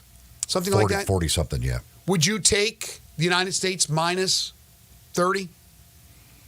Probably. That's a lot of points. By the way, it looks like the gymnastics finals are 11:15 Central Time today. 11:15 If you don't want to wait Central? till tonight, if you want to watch and not have to wait, tell Mike Tirico to shove it later tonight. Then you can watch it this afternoon, and you'll know what happened, and you'll see it all that good stuff. Tirico's so smooth. Moving can be stressful, but when you got the professionals to do that for you, to help you with that move, well, that takes a lot of that stress out of it. And Black Tie Moving, that's the right call to make. Talk to the folks at Black Tie at 901-316-6196 or go to blacktiemoving.com/Memphis. Talk to them. They're going to work with you coming up with a plan for your move that fits both your needs and fits your budget as well. And they give you a no obligation quote up front. So again, just give them a call. Whatever you need them to do. Maybe you just need them to move your stuff. But maybe you want them to do the packing. Maybe you want them to do the unpacking. All of that stuff. Whatever you need. That's, again, you work on that plan with them to make sure it's exactly what you are looking for. Again, you're going to get that no obligation quote up front to know exactly what it's going to cost. Black Tie Moving, 901-316-6196 or go to blacktiemoving.com/Memphis. Thanks to Connor O'Gara for joining us on the program today. Mickey Barker, get well, Mickey. We'll have Mickey back on the show, I'm sure, next Tuesday. Tomorrow, we're back with you starting bright and early at 7 a.m. Among our guests, we'll talk Grizzlies with DeMichael Cole. We'll talk Memphis Tigers football with Brian Moss. Wolo and Friends on Sports 56 is coming up next for Eli Savoy and for Zach Boyd. I'm Greg Gaston. Have a great day, everybody.